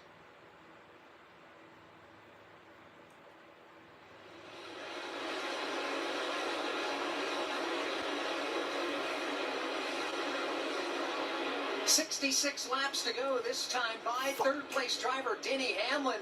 Got a little too close for comfort off turn 4 against the safer barrier. Grazed off of it, rolled out of the throttle, and that enabled first and second place Blaney and Larson to drive away by a country mile now. Hamlin has fallen back into the clutches of William Byron. This will be third and fourth on the racetrack, so not a good sequence of laps for Denny Hamlin there. 15 laps ago, Denny Hamlin was pressuring Ryan Blaney for the race lead, and now he's a long way back.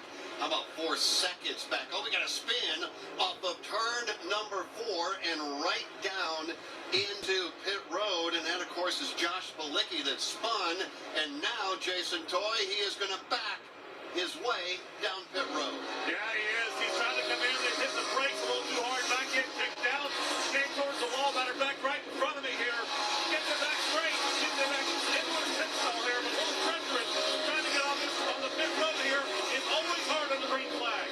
It really is, and Bilicki did a nice job after the mistake spinning coming to pit lane to get the car righted and get it into his pit box, and the team can now begin their routine service on that Ziegler Automotive Group entry, and he'll get back out on the racetrack.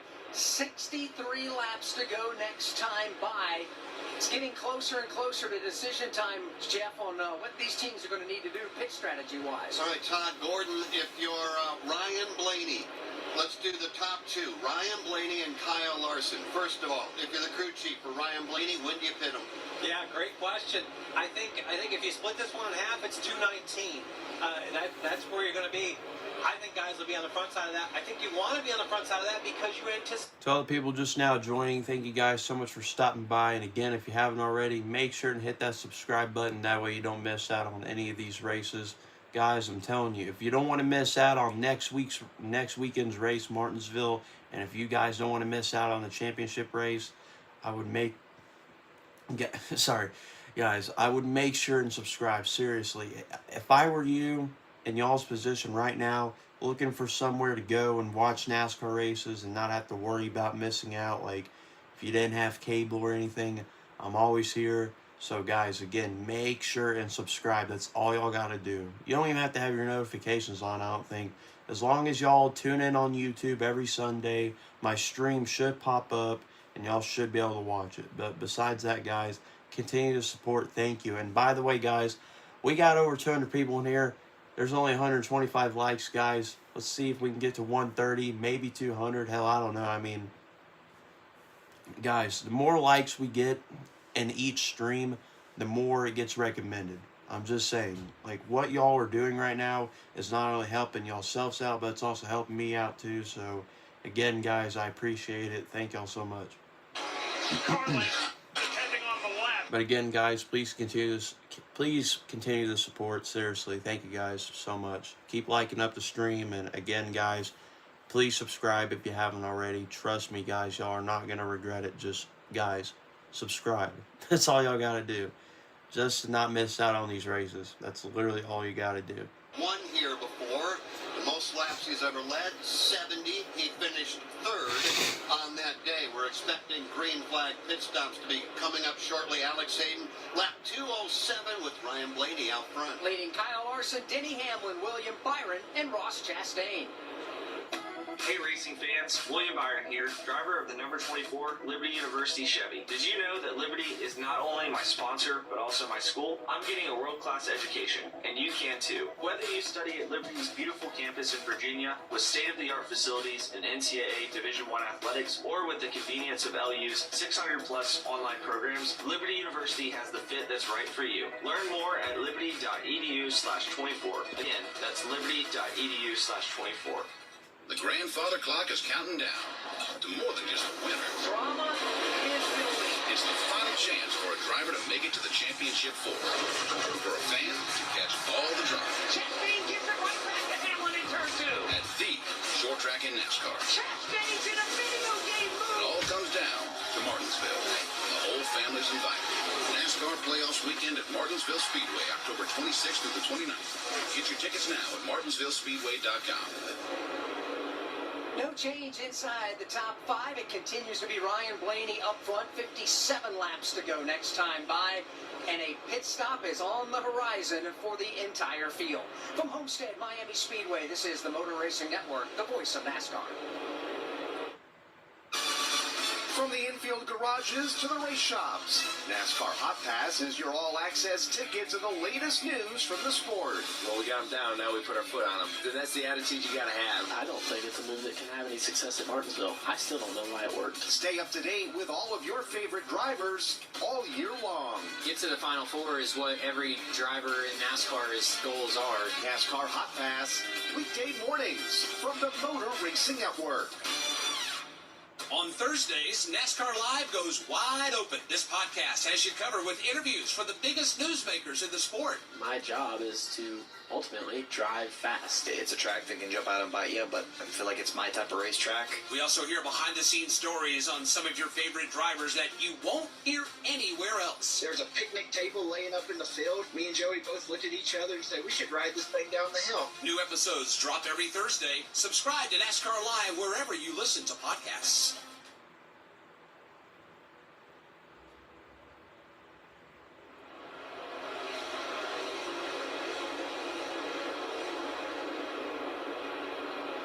Back at Homestead Miami Speedway, green flag racing, green flag pit stops. Here's Martin Truex Jr. Truex has the very first pit box down here in turn number one. Crew onto the right side of that automobile. A little slow on the right side. They're working on that car. Now to the left side of it, Martin Truex Jr. Left side work is done. About 2 laps ago, Brad Keselowski was in with his pit service. Jason Zoe. Ross Chastain gives up top 5 spot. He comes down to pit lane. 4 tires, Sunoco fuel. We're waiting on the leader to make his way down. Ross Chastain, no adjustments as he's down the way. But here comes Ryan Blaney. Here comes Kyle Larson. The call to split out. Pit now, back up. And Kyle Larson slides. He hits the barrier to the driver's right. Sand flying everywhere. It's going to be a hard hit for Kyle Larson. This one could put the wraps on the afternoon for him. And that will put us under the caution flag. A big hit by Kyle Larson as he was coming down pit road. He hit the blunt end of the pit wall, protected by the sand barriers. Let's go to pit road. Kyle Larson is there. Lance Larson with severe damage on the right front of that race car. He just said, guys, I locked it up trying to get on here hard and make up some ground against Ryan Blaney. Blaney had an advantage of about 4 car lengths coming down, and quickly Kyle Larson ran out of real estate to the outside wall. He hit those outside barriers, the sand barriers that protect the inside concrete. It knocked half of the barrier on the inside on pit wall. There's a lid of some of those cans out midway through the racetrack. He did clip the back of the Ryan Blaney car before rocketing off to the driver's right when he hit those bright yellow barrels full of sand. So Blaney got a little dent in the back corner of his race car. All right, so the way that I saw it, and Todd, tell me if I'm wrong, Kyle Larson was rocketing off of turn 4 to get to pit road. Ryan Blaney was in front of Kyle Larson when they got to the apron by 15 to 20 car lengths. By the time they got to the access road or right there at the pit line, he had caught him, hit him, and then deflected out and picked off the great big sand barrels. Your description's right on there. It's just Kyle Larson trying to beat him at pit road. They're both coming at the same time. It was a good 10 car length separation. Blaney probably a little bit conservative coming to make sure when you got a car that's leading, you don't want to make the mistake. And I feel like Larson tried to get a little too much there and put himself in a situation. Kind of got blind, locked up tires, and got into that sand barrier. Well, now it's worth talking about because Ross Chastain, Brad Keselowski, Martin Truex Jr., Ty Gibbs, Chase Elliott, and a handful of others had made pit stops. They are going to be pinned a lap down right now. Chastain is the first car on the 1 lap down. Haven't heard from NASCAR who the free pass is going to be. Larson is also being scored a lap down. Brad Keselowski a lap down. And Truex a lap down. Unbelievable. And Kyle Larson back on pit road, and while that damage looks maybe superficial, I can't imagine that it is. Jason, he hammered those barrels at the end or the entrance of pit road. Well, the one thing about it shows the resiliency of this race car. The toe is knocked out a little bit on that right front is what Cliff Daniels just told him. Let's focus and concentrate on that. Get that tire back straight. But really, when you look at the body, it pushed back in. They can pop it back out a little more, but not significant amount of damage on what you would expect after such a hard hit. He did get lucky in one aspect. When he hit those sand barrels to the driver's right, he was pulling the wheel back to the left, kept it from hitting the concrete. That would have been very detrimental for the rest of his day. Well, he's behind the 8 ball right now as the rest of that team continues to work on the damage of the right front of the Kyle Larson car. As we sit, Denny Hamlin is the race leader. Bundling and saving with Geico is an easy choice, so you're free to ponder life's big questions, like, what's the best animal in the world if not humans? I'd strongly consider ducks to be somewhere up there on the list. Think about it. Ducks can swim, ducks can fly, and ducks can walk on land. They have access to all terrains. They are the ultimate animal. And they wiggle their butts when they walk, which is funny.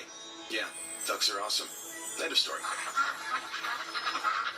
Bundling and saving with Geico. It's an easy choice. iRacing and eNASCAR congratulates Stewart Haas Racing Steven Wilson for winning the 2023 eNASCAR Coca-Cola iRacing Series Championship, the $100,000 grand prize, and the Dale Earnhardt Jr. Trophy. This eNASCAR Coca-Cola iRacing update is brought to you by Coca-Cola Zero Sugar. Coke Zero Sugar tastes so good, people will take a taste any way they can. So when you're enjoying a Coke Zero Sugar, be ready to protect it. Because one sip begs the question, is this the best Coke ever? Take a taste and see. Here at the Homestead Miami Speedway, Kyle Larson beginning to pull away from his pit box, but Jason Toy not thinking he's going back out on the racetrack to compete anymore. No, they just said that Cliff Daniels just radioed back to everybody and said, guys, we're done. It broke the tie rod on the right front of the race car, which obviously you need for the steering here. And, yeah, hard hit. Got the under part of the race car, and it's going to be done here for Kyle Larson. This is going to be the third time where he has dominated this event without being able to close it out and go to victory lane. Day over for Kyle Larson. Denny Hamlin right now shown as the race leader under the caution flag from Homestead Miami Speedway. This is the Motor Racing Network, the voice of NASCAR. From tickets, parking, and travel, race weekends can be stressful. Let Racing Electronics make communication easy. With a scanner and Easy Talk intercom system rental from Racing Electronics, you can effortlessly talk over the noise of the race. Hear uncensored driver and crew communication from every team in the race, or tune into the race broadcast with your favorite MRN announcers. To learn more, visit RacingElectronics.com today. On your ride home, catch NASCAR today to keep up with the latest. Just to think, I'm the Daytona 500 winner. I would have never dreamed it. Every weekday, you'll hear the top news stories in the sport.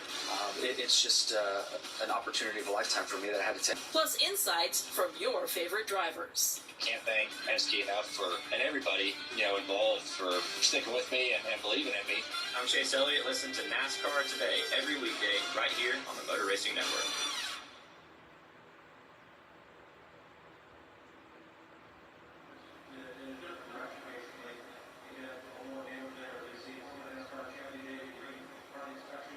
We're going to have a lot to get to here shortly. Under the red flag at the moment, field stopped on the back straightaway. Work being done to the entrance of pit road. Some cars had made pit stops, others have not. We'll try to sort it out for you here in just a few moments. 2:16 down, 51 remain. Right now, let's pause 10 seconds for station identification on the Motor Racing Network.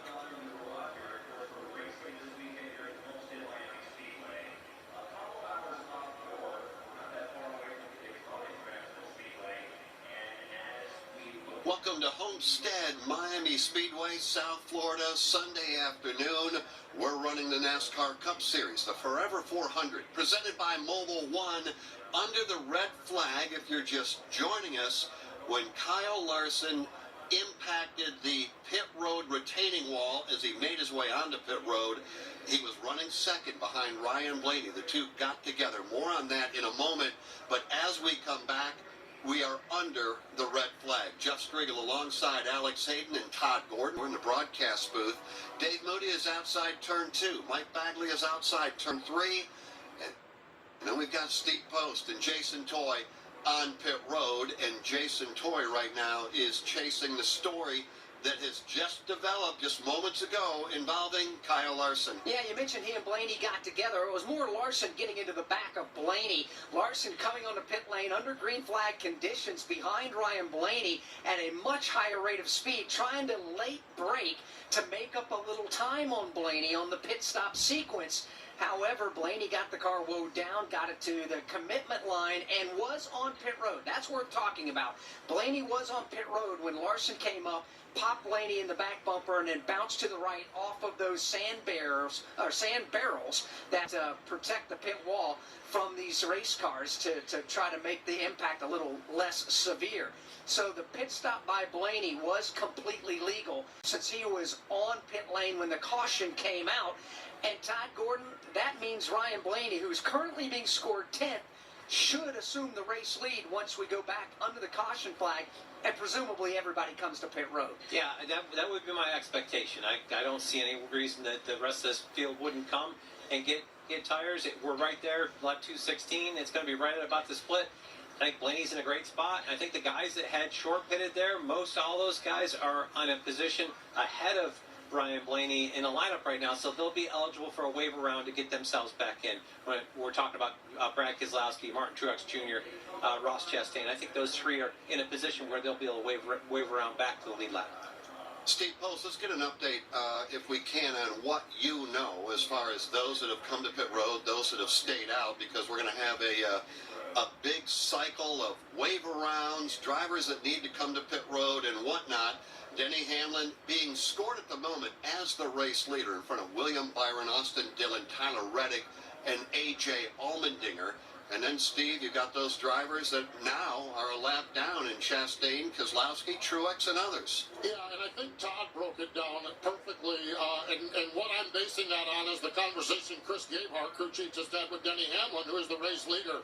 He explained that Ryan Blaney will be the leader. There will be waiver round cars, but this pit stop will be a race off from pit road for second spot behind Ryan Blaney. So Todd's point is absolutely right. The other thing they discussed is the longest green flag run they had on tires was 41 laps, and he cautioned Denny this run, I'm assuming we'll have a few caution laps, will be somewhere in the vicinity of 45 laps. So you need to manage the tires if this thing goes to the end. So that's kind of the strategy, and that's really kind of what Todd just said as well. We're going to see some waiver round cars. We're going to see some pit cycles, and it looks like Ryan Blaney will be the race leader when this all circulates back around. However, we are under the red flag. We were in the midst of some green flag pit stops. So as they sit under the red flag, it's a perfect opportunity to give you a look at the full field rundown. But it doesn't tell the whole story, though, Alex.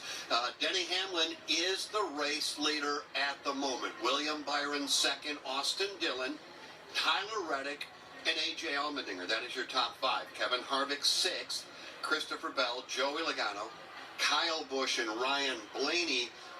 And Alex, again, let's remind everybody about Blaney. But all of those cars that I just mentioned in front of Blaney still have to come to pit road. They do, at some point before the end of the race. Now, running 11th right now, we're being scored 11th, is Corey LaJoie. 12th is Bubba Wallace. 13th is Austin Cindric. 14th, Eric Almirola. 15th is Ryan Preece. And 16th is the last car currently on the lead lap. That's Eric Jones. So 11th LaJoie back through that lead lap car of Eric Jones. Those drivers also will have to make a pit stop before the end of the race at some point. Then, one lap down in 17th is Ross Chastain. One lap down in 18th, Brad Keselowski. Martin Truex Jr. 19th and Chase Briscoe 20th. And, of course, we'll look to see those cars take the wave around and update on that, who can, who can't, coming up in a moment. Ty Gibbs, 21st, a lap down. Chase Elliott and the rest of these drivers a lap down. Daniel Suarez, Alex Bowman, 24th. Michael McDowell, 25th. Right now they are showing Chris Buescher 2 laps down, 26th. 27th, Justin Haley, 28th. Todd Gilliland. Ty Dillon 29th and being scored at the moment, Alex, in 30th, and that's going to change. Is Kyle Larson. Yeah, he'll be out of the race, so he'll end up 34th. You've got John Hunter Nemechek 3 laps down, currently 31st. J.J. Yaley 32nd, Ryan Newman 33rd, and Ricky Stenhouse Jr. 34th. Josh Bilicki out of the race in 35th. Harrison Burton out of the race with engine failure earlier today. He'll finish the event in 36. Now, in the rundown, we mentioned the top 5. And in 5th place, Steve Post is a driver who finished top 5 here 1 year ago. Yeah, A.J. Allmendinger finished top 5 here a year ago. He picked up the win a couple weeks ago at the Roval. Matt Swiderski is the crew chief on it. Matt, you guys have been in the top 10, top 12 all day long. Easy for me to say. How has the race been? How has the race car been? So we fired off pretty good at the beginning of the race. Kind of started building tight around the second stage there. It seemed like the track took a change there. So made some adjustments on that last run. Thought we were a little bit better. So we'll go a little bit more here, and hopefully the track stays the same. And with this track position here, we could get a good finish out of it.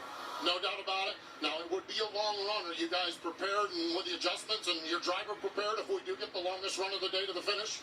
Yeah, we went about 49 laps earlier today on tires, and that was okay. So we should be good here, and hopefully we got the balance right. Keep that right front out the whole time. Wow, 49 laps. So they have already done what they're asking A.J. Allmendinger to do here. If this thing does go green to the end, they're 5th as they sit on the backstretch right now.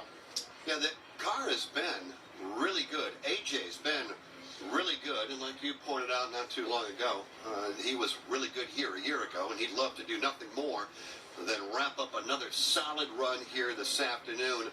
Don't forget, and Alex tease it, when we wrap up here, we are headed to Martinsville, Virginia, to the Martinsville Speedway. For a big triple header weekend, or you can say week into the weekend at the Martinsville Speedway.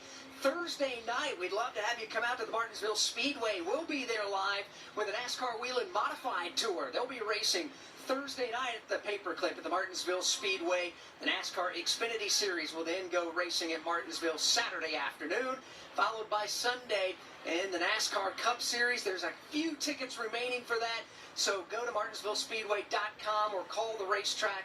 Get you some tickets. Come join us in South Central Virginia. Late October in the foothills of the mountains. It's always beautiful setting, and the racing is going to be hot and furious. And then, of course, we'll move on and wrap it all up. Down in Phoenix, Arizona. Todd, you've been there before. You love that place. You told us that last night at dinner. And, just going to be good to get back there. The crowd sold that place out for Sunday. Still tickets available for the weekend, but Sunday is sold out. It's been sold out. It's going to be a good one to wrap up the 2023 NASCAR season. Yeah, definitely. NASCAR did a great job in reconfiguring, putting the dog leg at the start-finish line there, just past it. The place has aged. When we first got to it, it was kind of a single groove, and the last couple of years, we've seen that that place widen out. The groove actually moves itself up. I think it's going to be a great place. It's a great venue, a fabulous environment for a championship weekend. It absolutely is, and everybody in the Valley of the Sun embraces NASCAR every time we come there, but especially on championship weekend. It's going to be a fantastic weekend. 4 big races that weekend. The ARCA Menard Series West will compete along with the series finale for all 3 of the NASCAR top 3 national series in the Craftsman Truck Series, the Xfinity Series, the NASCAR Cup Series, and will crown champions in all 4 of those divisions. We know the Championship 4 in the Truck Series that is headed to Phoenix will determine the Championship 4 in the Xfinity Series on Saturday next week. So make sure you join the Motor Racing Network, or like Alex said, buy a ticket, come watch it in person.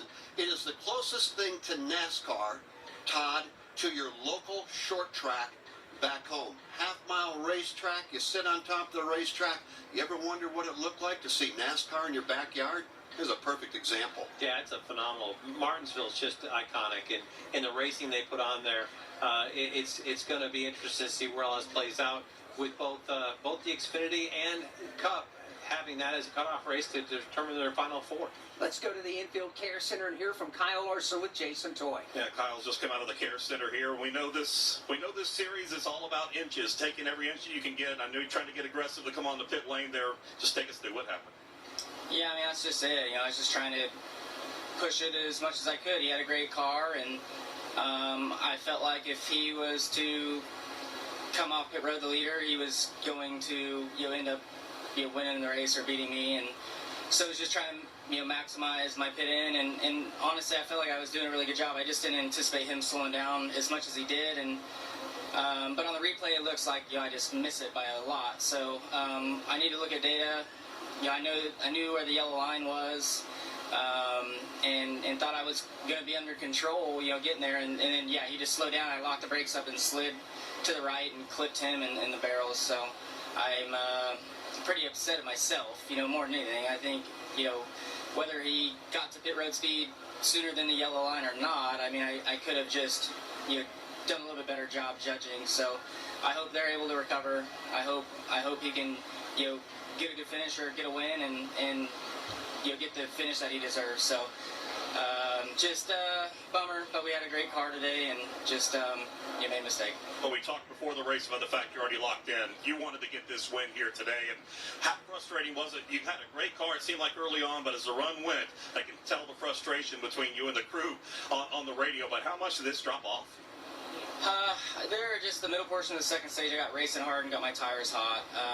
If not for that, we would have been able to, keep stretching the lead out in the second stage. I just got loose for a few laps, and then I could never recover from it, and then was just kind of hanging on there at the end of the second stage and gave up control of the race, and kind of just led to, this. So, just got to do a little bit better job. Appreciate the time. Kyle Larson done here for the day at Homestead, Miami. He will race for a championship at Phoenix Raceway in 2 weeks. And for the record, they're running 165 miles an hour around this racetrack. You've got to slow it down to 45 miles an hour. Easier said than done. Red flag gone, yellow flag back out. And he mentioned Blaney slowing down a little sooner than when he expected. There's not a thing in the world wrong with that. Blaney simply trying to make sure he doesn't get busted for speeding and get a penalty himself. And yesterday in practice, Blaney made a hot pit road entry as his last run at it and missed coming to pit road. Had to go back out and make another one.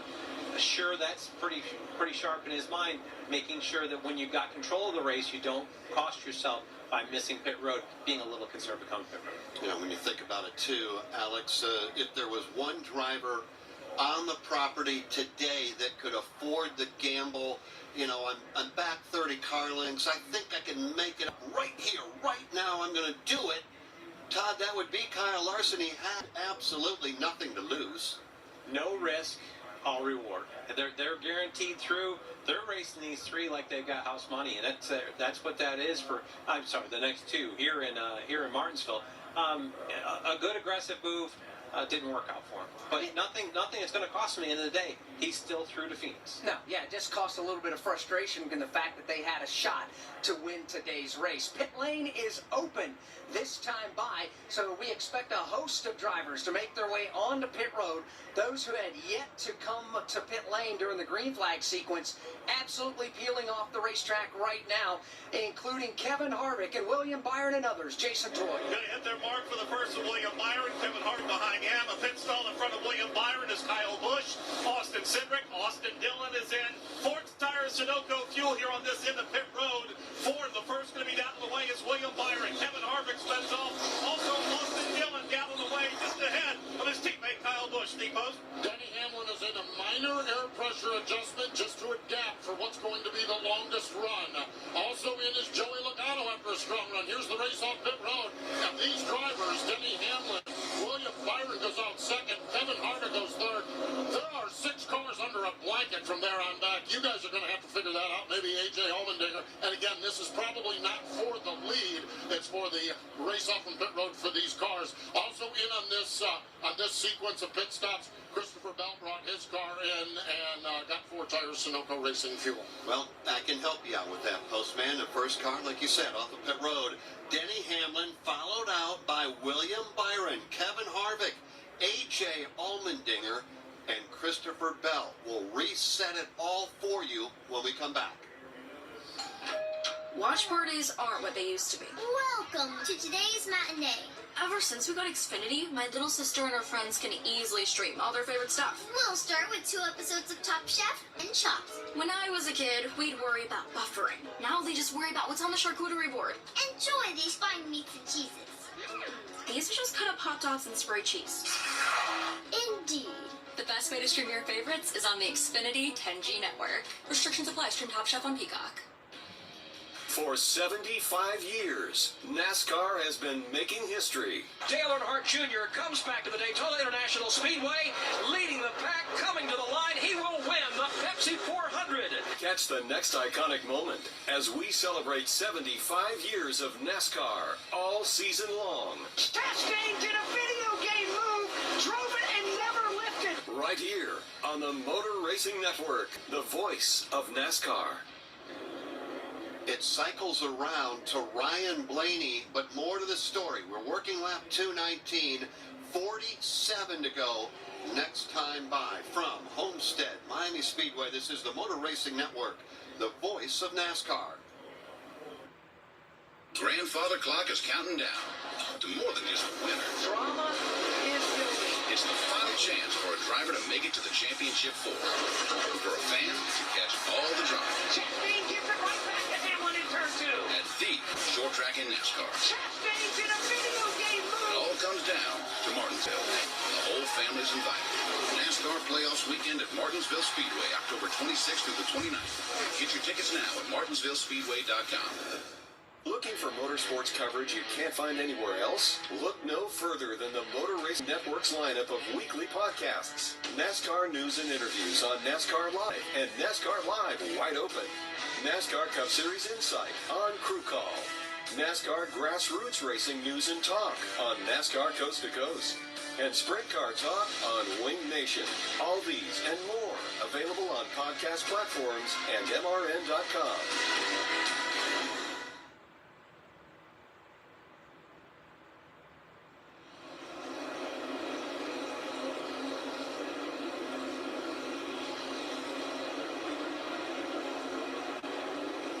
Welcome back to Homestead Miami Speedway. We'll be ready to go back under the green flag here in one lap. Now, Ryan Blaney is the race leader. I said there was more to the story, and Alex Hayden can explain. All the drivers that pit under green before the caution came out were a lap down. They have taken the wave around. There were 7 of those cars, but they cannot fall in line until everybody else who was on the lead lap made their pit stop, which was Denny Hamlin, William Byron, Harvick, Allmendinger, all those drivers. They make their pit stop under caution. Blaney was still on the lead lap. So Blaney goes to the lead. Then second will be Denny Hamlin. Third, William Byron. Fourth, Kevin Harvick.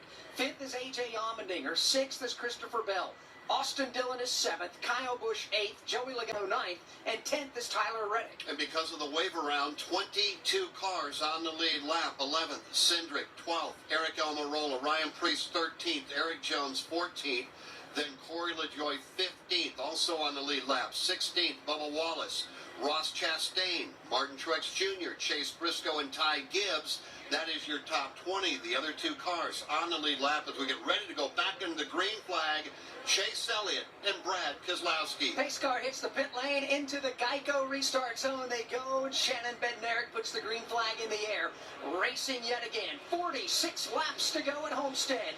Ryan Blaney will drag race Denny Hamlin to turn 1. Here they come into the banking of turn number 1. Blaney by maybe a fender. Denny Hamlin, though, he comes flying up the inside. He'll go to the lead. 3 wide around the outside. Christopher Bell all the way to 3rd. Comes out of 2, total shade around the racetrack, and they're crashing in the back of the pack. Chastain is around. John Hunter Nemechek, J.J. Yaley are the 3 cars involved. Nemechek and Yaley spin to the bottom of the back straightaway. Ross Chastain has damage on his left front. Sparks flying from that car. 3 cars collected on this restart on the back straightaway. And that will put us immediately back under the caution flag, only for the 4th time here this afternoon. for the first crash of the afternoon, working down the back straightaway in front of Mike Bagley. It happened towards the back end of the pack, Jeff. A couple of cars got twisted up and tangled together. Ross Chastain, the first that went spinning. John Hunter Nemechek became involved, and also J.J. Yaley got a piece of that as well. Both Nemechek and Yaley's cars are up against the inside of the safer barrier at the end of the back straightaway. Safety crews immediately on the scene. Ross Chastain has been able to drive away. Tough break for Ross Chastain. He had a really good race car here this afternoon, and obviously John Hunter Nemechek and the car of J.J. Yaley, I'm not so sure they're going to be able to continue on in this race, especially Yaley's car. It pile drive the inside safer barrier there halfway down the back chute. So that, again, will put us under the caution flag. Lap 222, 45 remain. How about the run by Denny Hamlin on Ryan Blaney when the green flag came out? We'll talk about that in a moment. Ross Chastain on pit road in front of Jason Toy. All four tires flat. They're going to work on the right side. They got the hood up. They've definitely got some damage underneath. The back part of the air diffuser that keeps the car on the ground, it is popped out. They're going to have to put that back in. That hangs back there where your normal trailer hitch will be on your truck or something.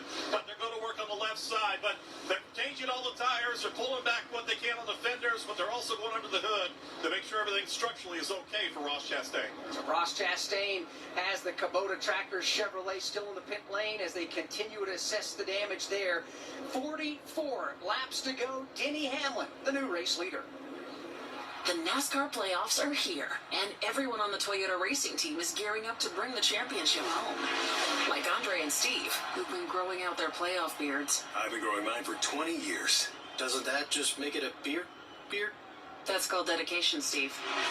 To accomplish greater things this year, everyone plays a part. Be part of the action at toyota.com/racing. Toyota, let's go places. NASCAR is a registered trademark of National Association for Stock Car Auto Racing, Inc. Hi, I'm Kyle Penn. You may know that Big Conjunction provides fun, adaptive, and life-changing experiences for kids with all levels of abilities, serious illnesses, and chronic medical conditions.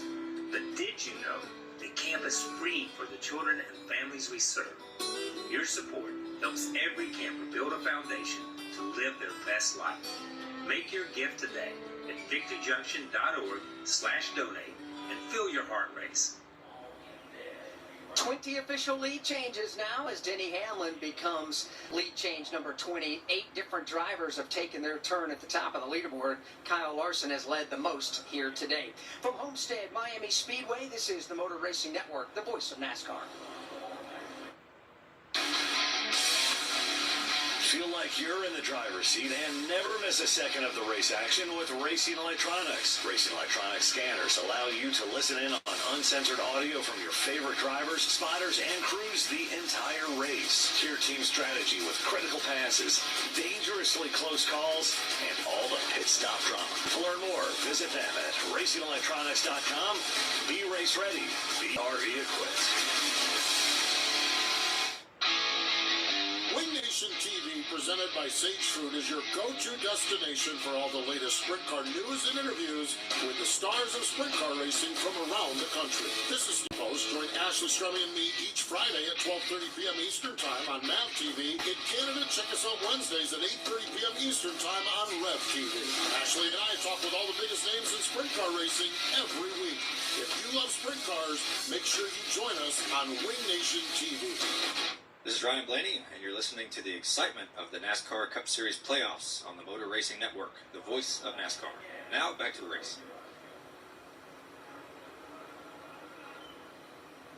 Continuing under the caution here, this is our 4th caution flag that has been over the Forever 400, presented by Mobil 1. And, well, if this is anything like what we see in history, cautions breed cautions, and we've got 42 laps still to go. You know, let's go back to that restart after we put that caution flag away. Denny Hamlin and Ryan Blaney lined up side by side. Blaney with the choose. And Dave, that choose, well, it didn't work out the way that Ryan had hoped.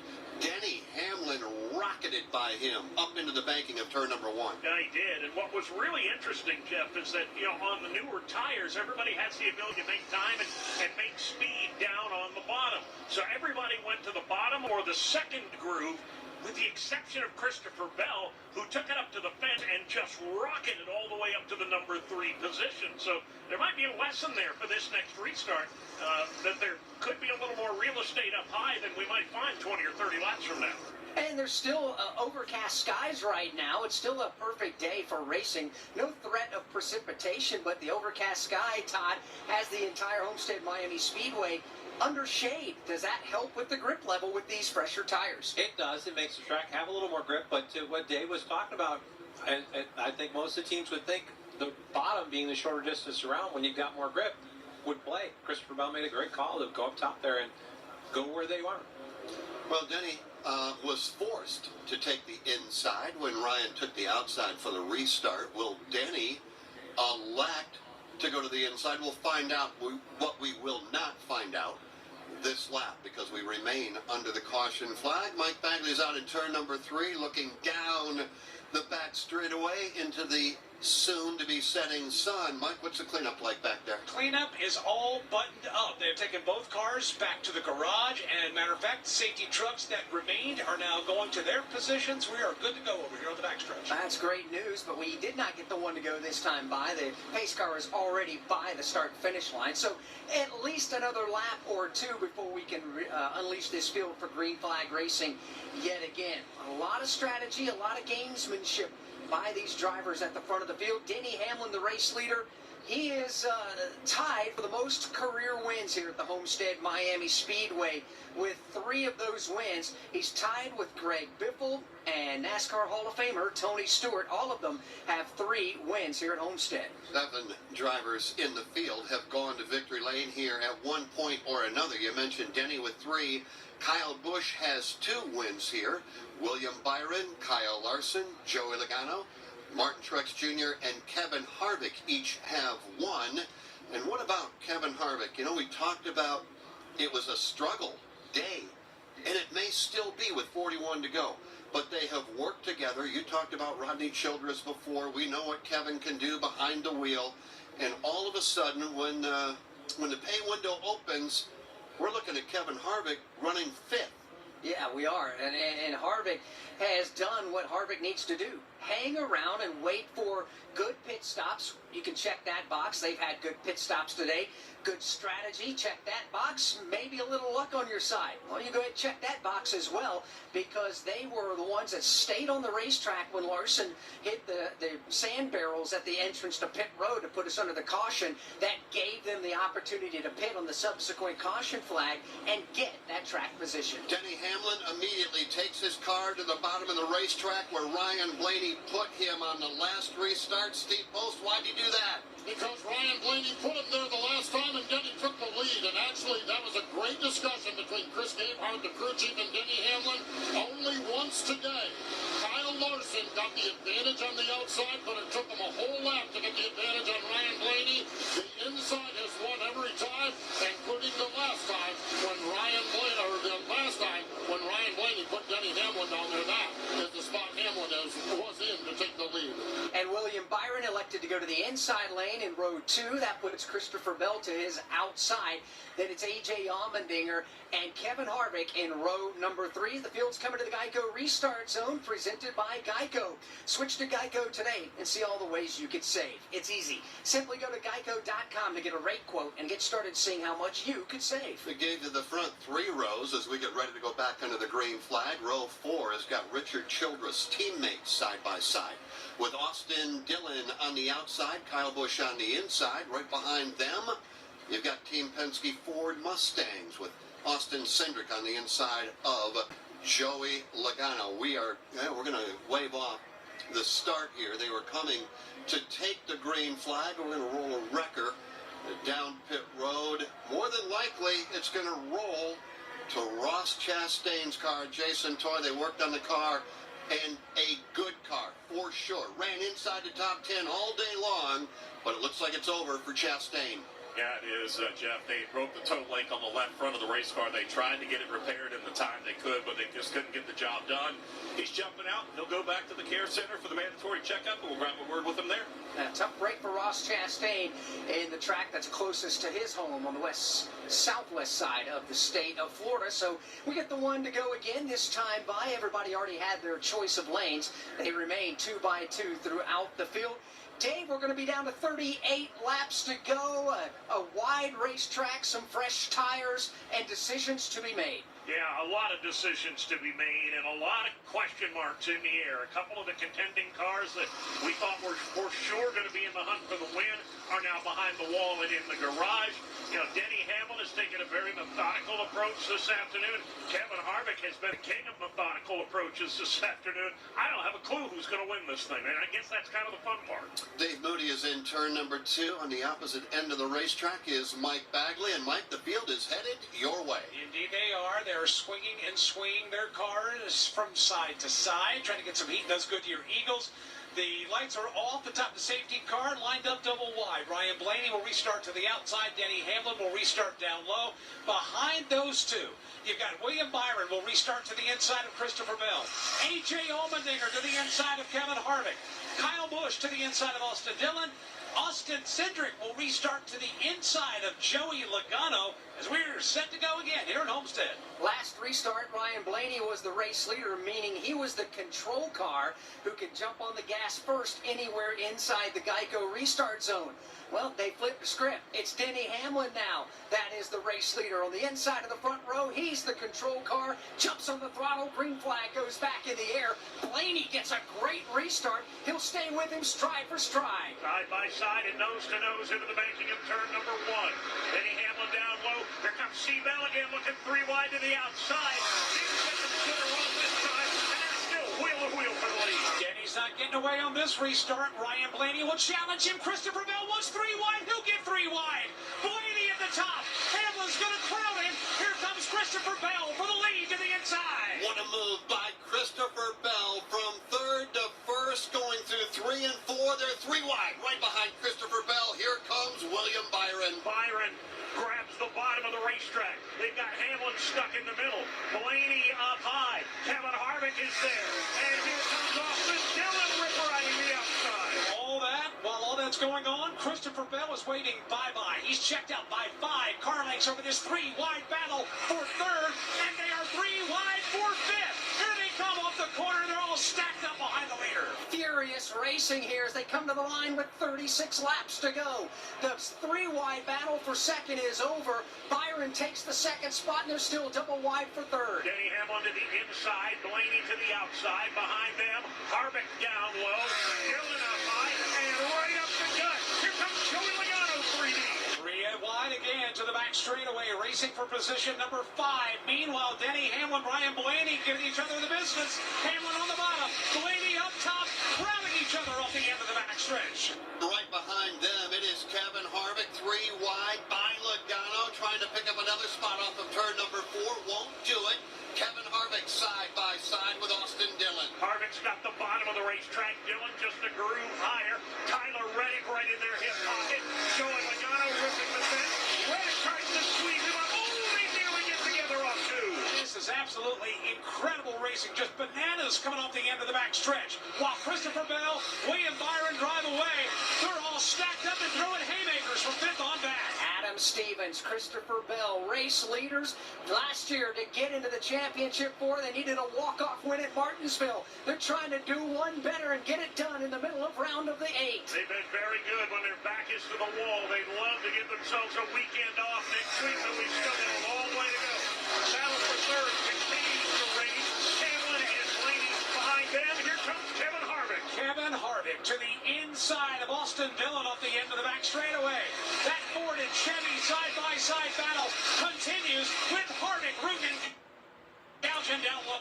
Pick a battle. There is a number of battles. One of them for 3rd. Denny Hamlin, Ryan Blaney. Right behind them, Kevin Harvick and Austin Dillon. The biggest question right now is what do you want to watch? Here comes Hamlin. He dodging deep into turn 1.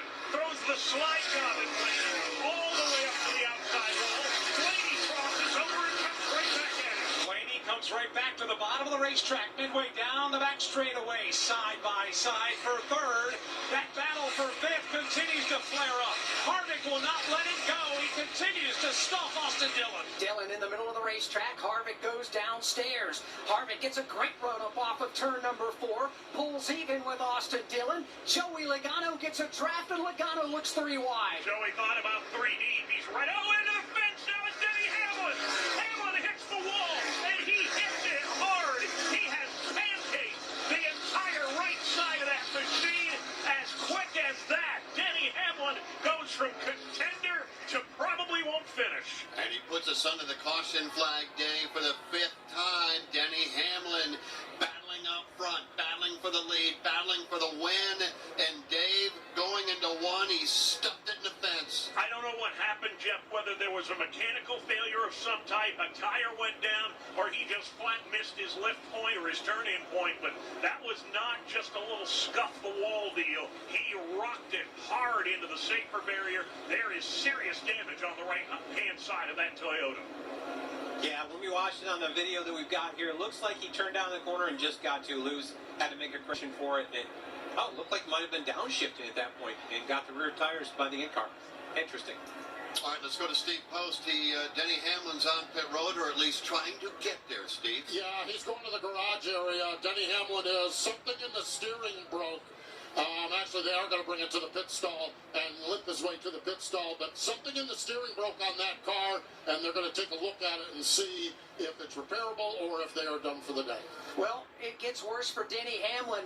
He has already fallen below the cut line on the championship points. Truex has got a bit of a problem as well. Martin Truex Jr. has got smoke coming out of the pipes on the right side of his Toyota. So Joe Gibbs Racing, 2 cars in the playoffs right here, both of them having potential problems. Certainly Hamlin does. Truex has got smoke coming out of the pipes of his Toyota. We'll follow up there in just a moment. 30 laps to go. Will they find a home? Sponsored by Geico. Sarah wants a yard. My own little paradise. Brad, however, hates yard work. The only thing I hate more than cutting the grass is paying someone to cut the grass. Compromise is tough, but these two won't have to compromise when they bundle home and car insurance with Geico. It's easy, and they could save even more. In the end, Sarah and Brad... Alright guys, I'm finally back, and yes, I know what I missed. No one needs to remind me. I've seen the past few cautions. All I'm focused on is that my home state boy, Christopher Bell, is currently in the lead. He's from Oklahoma, all right? And y'all should know me by now. I am from Oklahoma, okay? So, listen, I'm kind of a Bell fan right now, because if he can win this would be insane. But listen, I mean, anything can happen. So, guys, again, to the new people that have just now stopping by, if you haven't already, make sure and hit that subscribe button. That way you don't miss out on these streams. I will be streaming next weekend's race at Martinsville, and I will be streaming the championship race at Phoenix, and then we'll move on along over the next year where I start with the Clash, Daytona, and all the other races. I will be streaming a shit ton. So, guys, trust me. I mean, I'm just saying, if you guys don't want to miss out on these races or any sort of NASCAR content, make sure that you hit the subscribe button right now. Literally, that's all y'all got to do. And besides that, guys, continue liking up the stream, guys. Thank y'all so much for 149 likes. Seriously, guys, it means a lot. Thank you guys so much. But, guys, please continue with the support.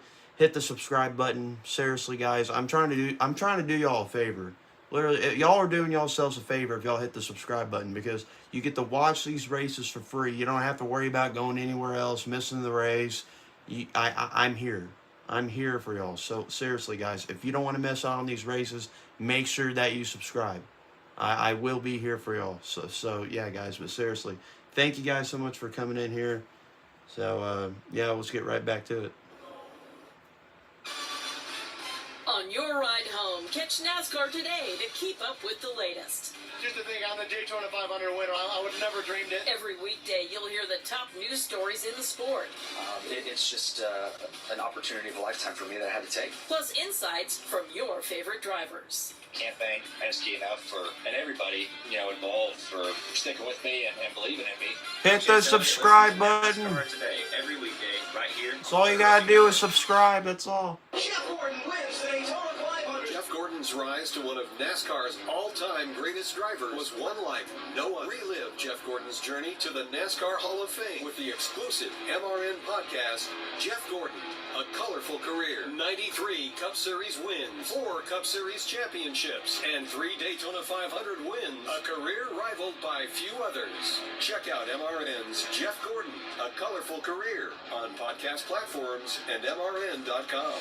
This is Kyle Larson, and you're listening to the excitement of the NASCAR Cup Series playoffs on the Motor Racing Network, the voice of NASCAR.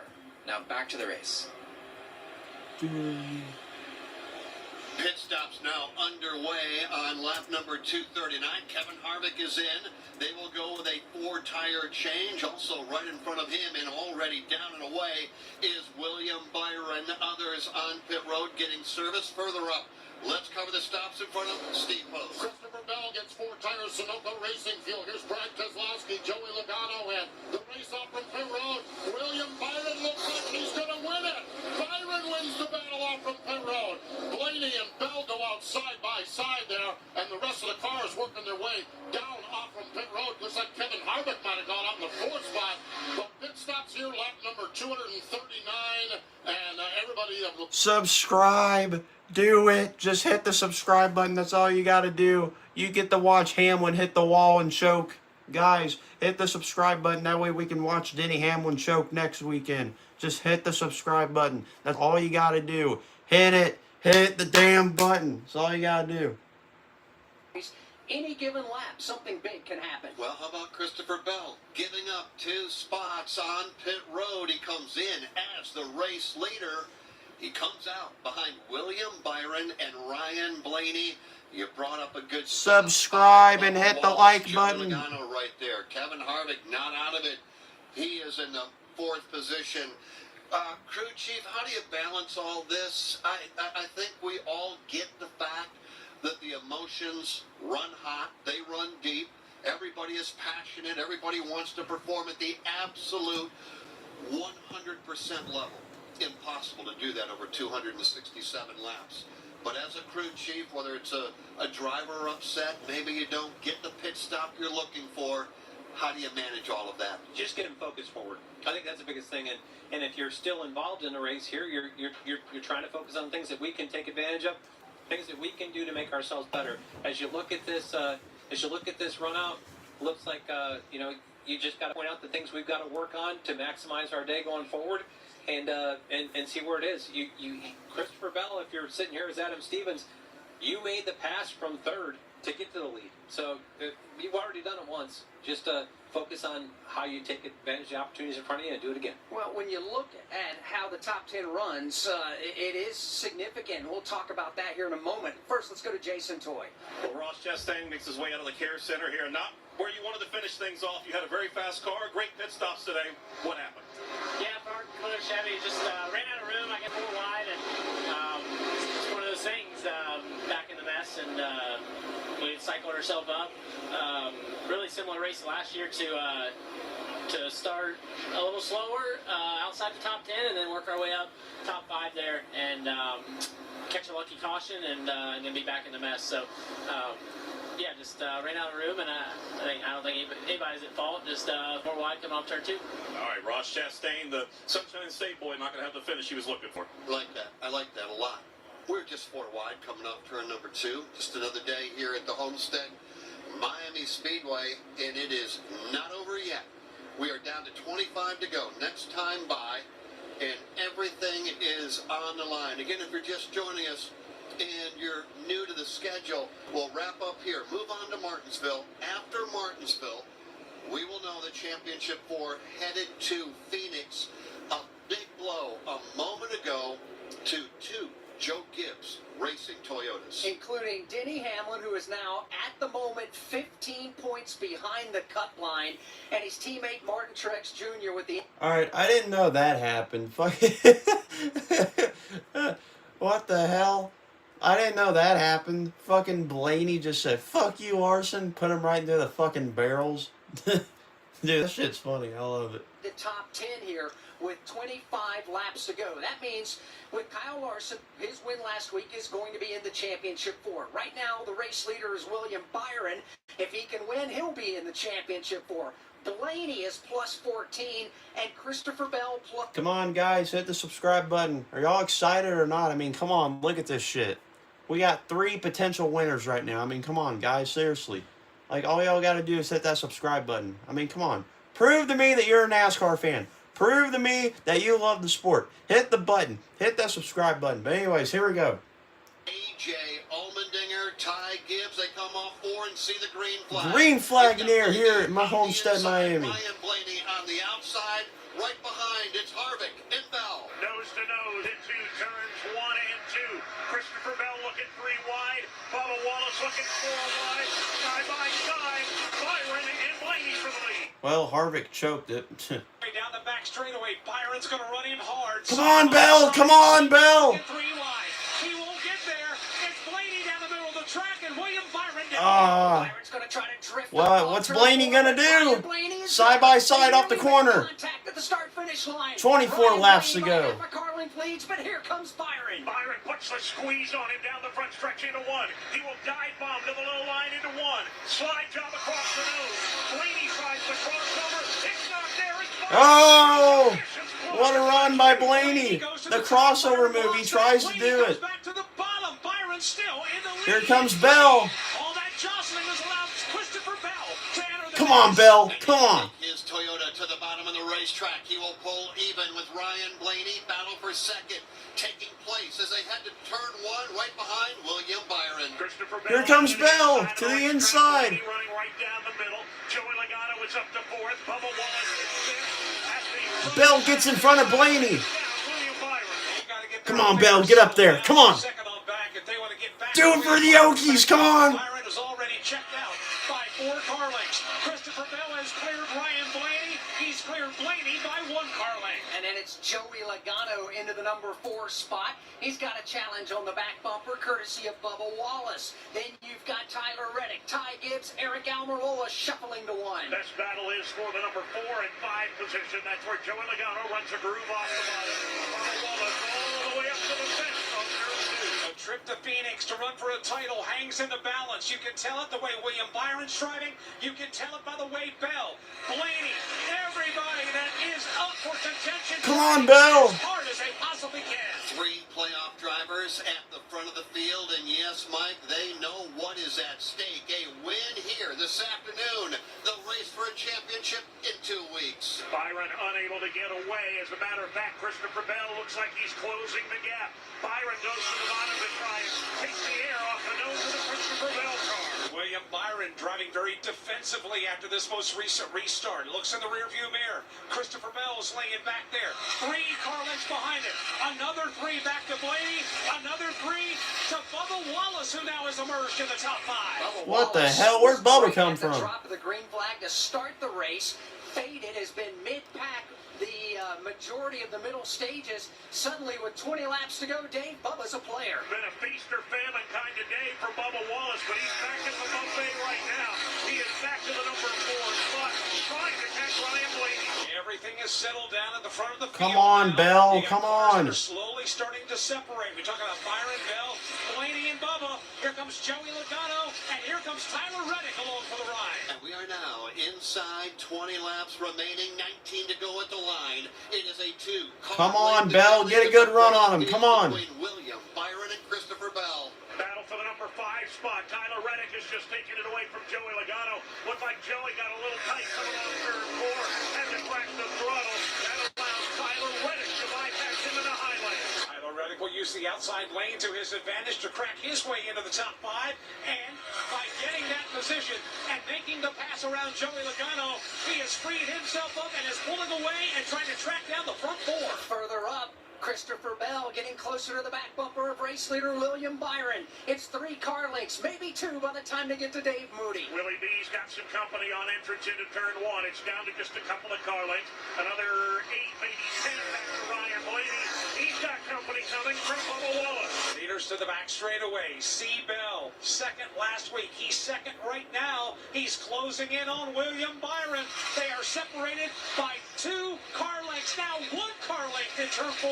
Come on, Bell. Back off of turn number 4. Come on, Bell. Get up there. Alex Hayden, 250 down, 17 to go. William Byron, Christopher Bell, Alex going at it. They are indeed. Those 2 drivers doing all they can. Byron's been defensive. He's going high. He's going low. Holy shit, Bell's going to get a run here. Christopher Bell on the backstretch. Get on his ass. Get on him. Christopher Bell. He'll peek to the inside for a moment. Then he'll sling his Toyota to the top of the racetrack. William Byron blocks that advance as well. 2 drivers. Oh, that was a good block by Byron. That was a good block. Ryan Blaney beginning to fade. Bubba is closing in on. Come on, Bell. Get up there. Come on. William Byron and Christopher Bell. It's a car length into turn number 1. Come on, Bell. Run dead center in the banking. Bell Show these people what you're made of. Come on.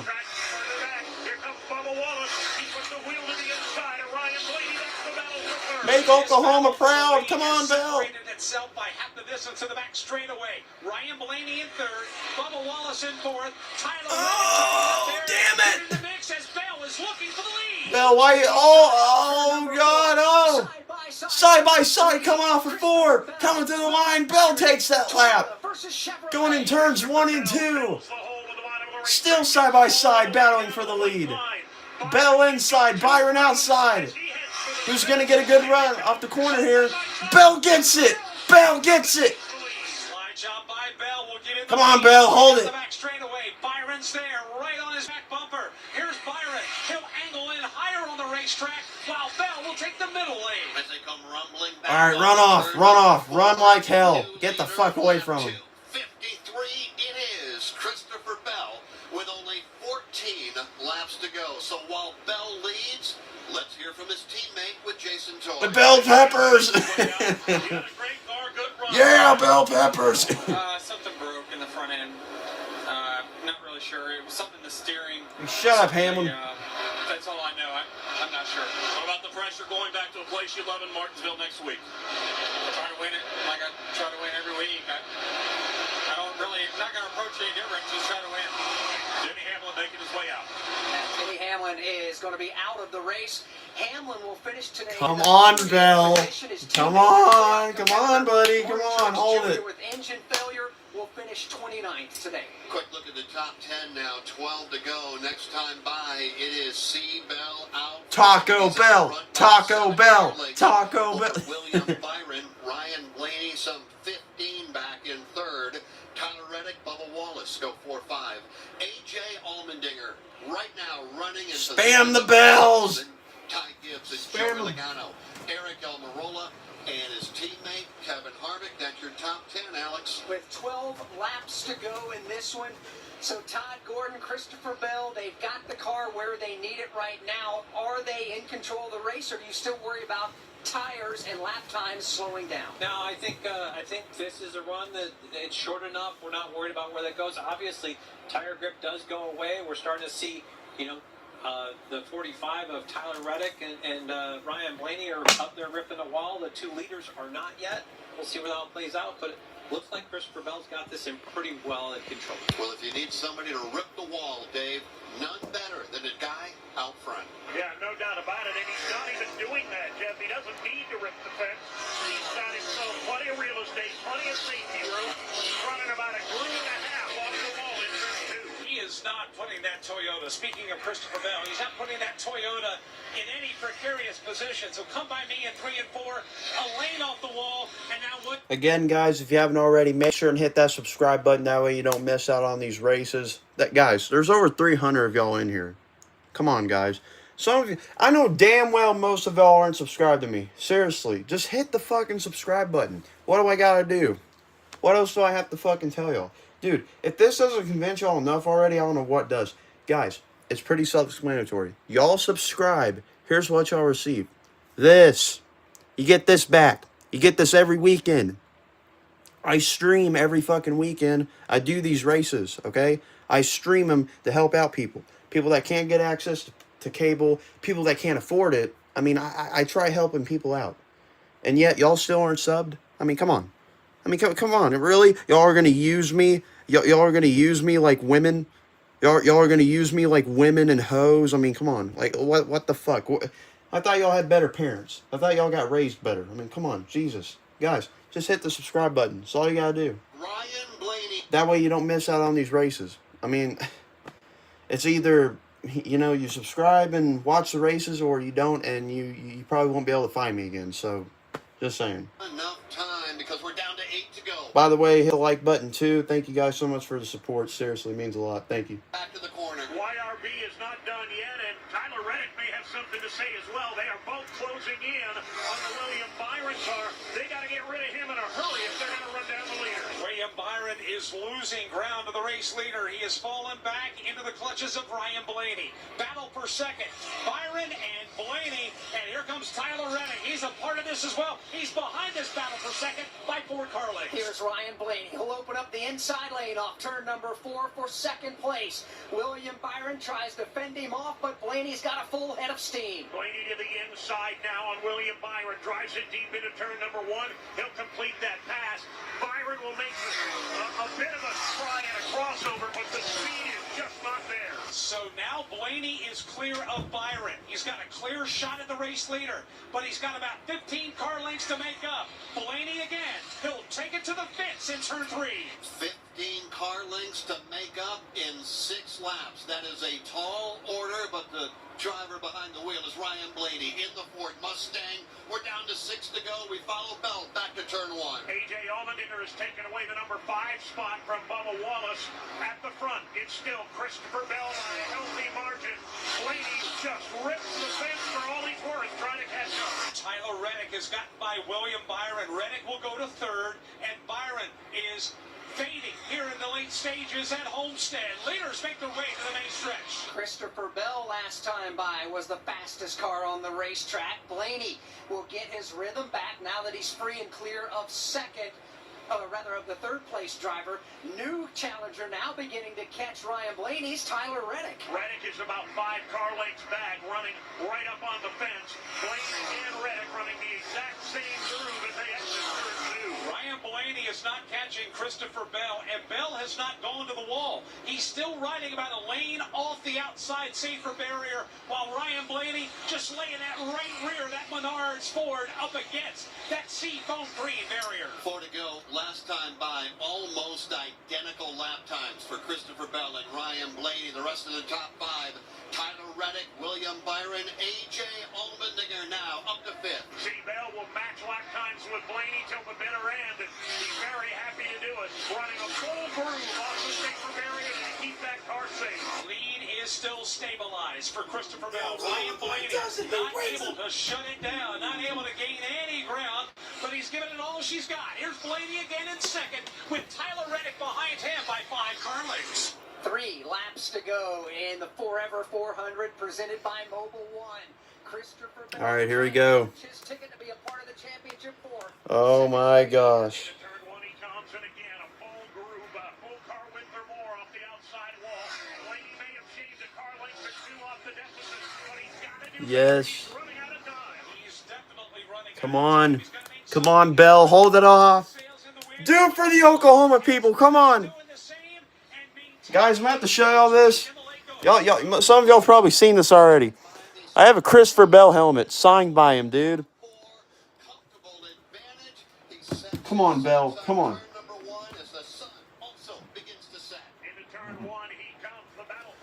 2 laps to go here at Homestead.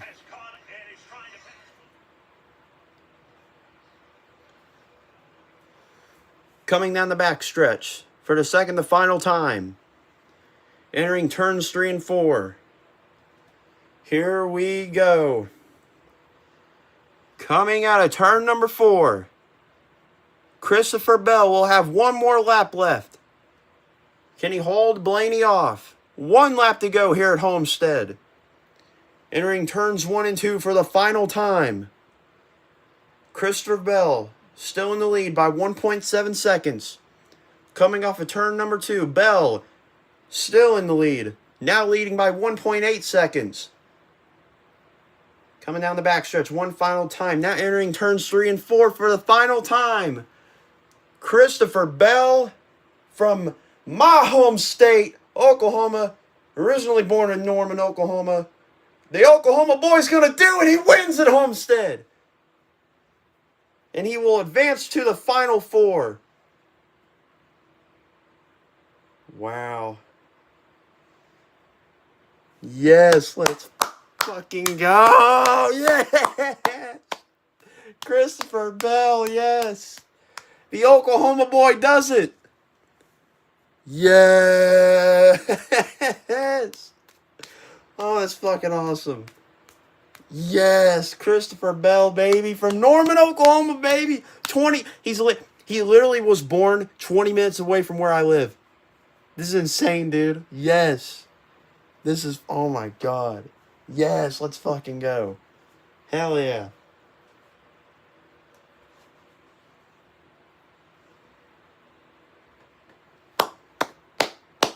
Wow. I'm happy. That's awesome. That's fucking awesome. I love it.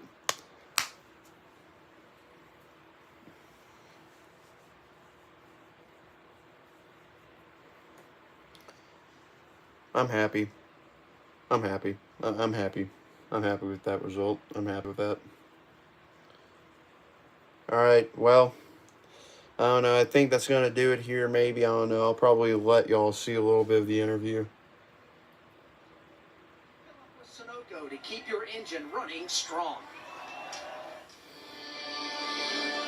The race to 1 million is heating up in the NASCAR Powerball playoffs. 8 fans are locked in for the chance to win a VIP trip to NASCAR Championship Weekend and the $1 million grand prize. Follow along to see who advances and who gets cut. And be sure to watch the $1 million drawing live from Victory Lane at Phoenix Raceway on Sunday, November 5th on NBC. Powerball, the official lottery game of NASCAR and home of the NASCAR Powerball playoffs.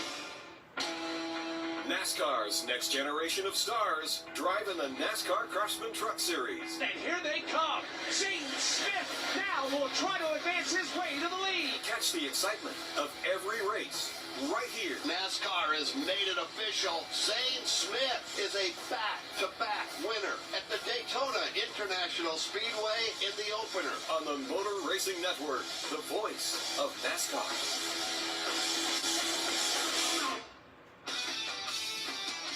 NASCAR Live Race Day continues on the Motor Racing Network. It's over here at Homestead, Florida. Christopher Bell wins it. Ryan Blaney second. Tyler Reddick third. William Byron was fourth, and A.J. Allmendinger fifth. Jason caught up with William Byron. Yeah, William sitting down here toweling off. Hot day today here in South Florida. And that last run there, you got up towards the front, kind of slipped back a little bit, still finished up in the top 5. Take us through that last run.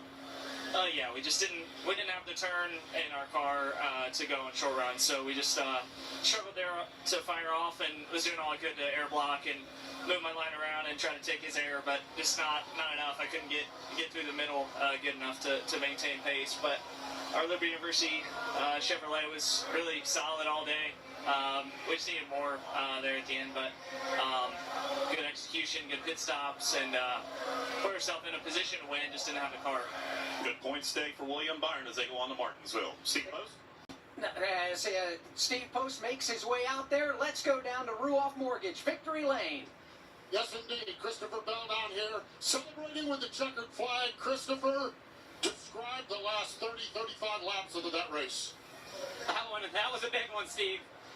I just, I can't believe how fast this thing was to take off. You know, at the beginning of the race, I felt pretty good, but we started, 13th, and I wasn't able to, make my way all the way to the front, and then we got off on adjustments or something and really struggled in the second stage, and then they brought it back alive. We got lucky with the yellow flag. All right, guys. That's going to do it here, guys. Thank y'all so much for stopping by. Seriously, it means a lot. Thank y'all for the people that stayed. Again, guys, just thank y'all so much. And again, guys, if you haven't already, make sure to hit that subscribe button. Go ahead and continue to like the stream if you want to. But, guys, that's going to do it here. Thank you guys so much. Stay safe. Have a good afternoon and good night. Love y'all, guys.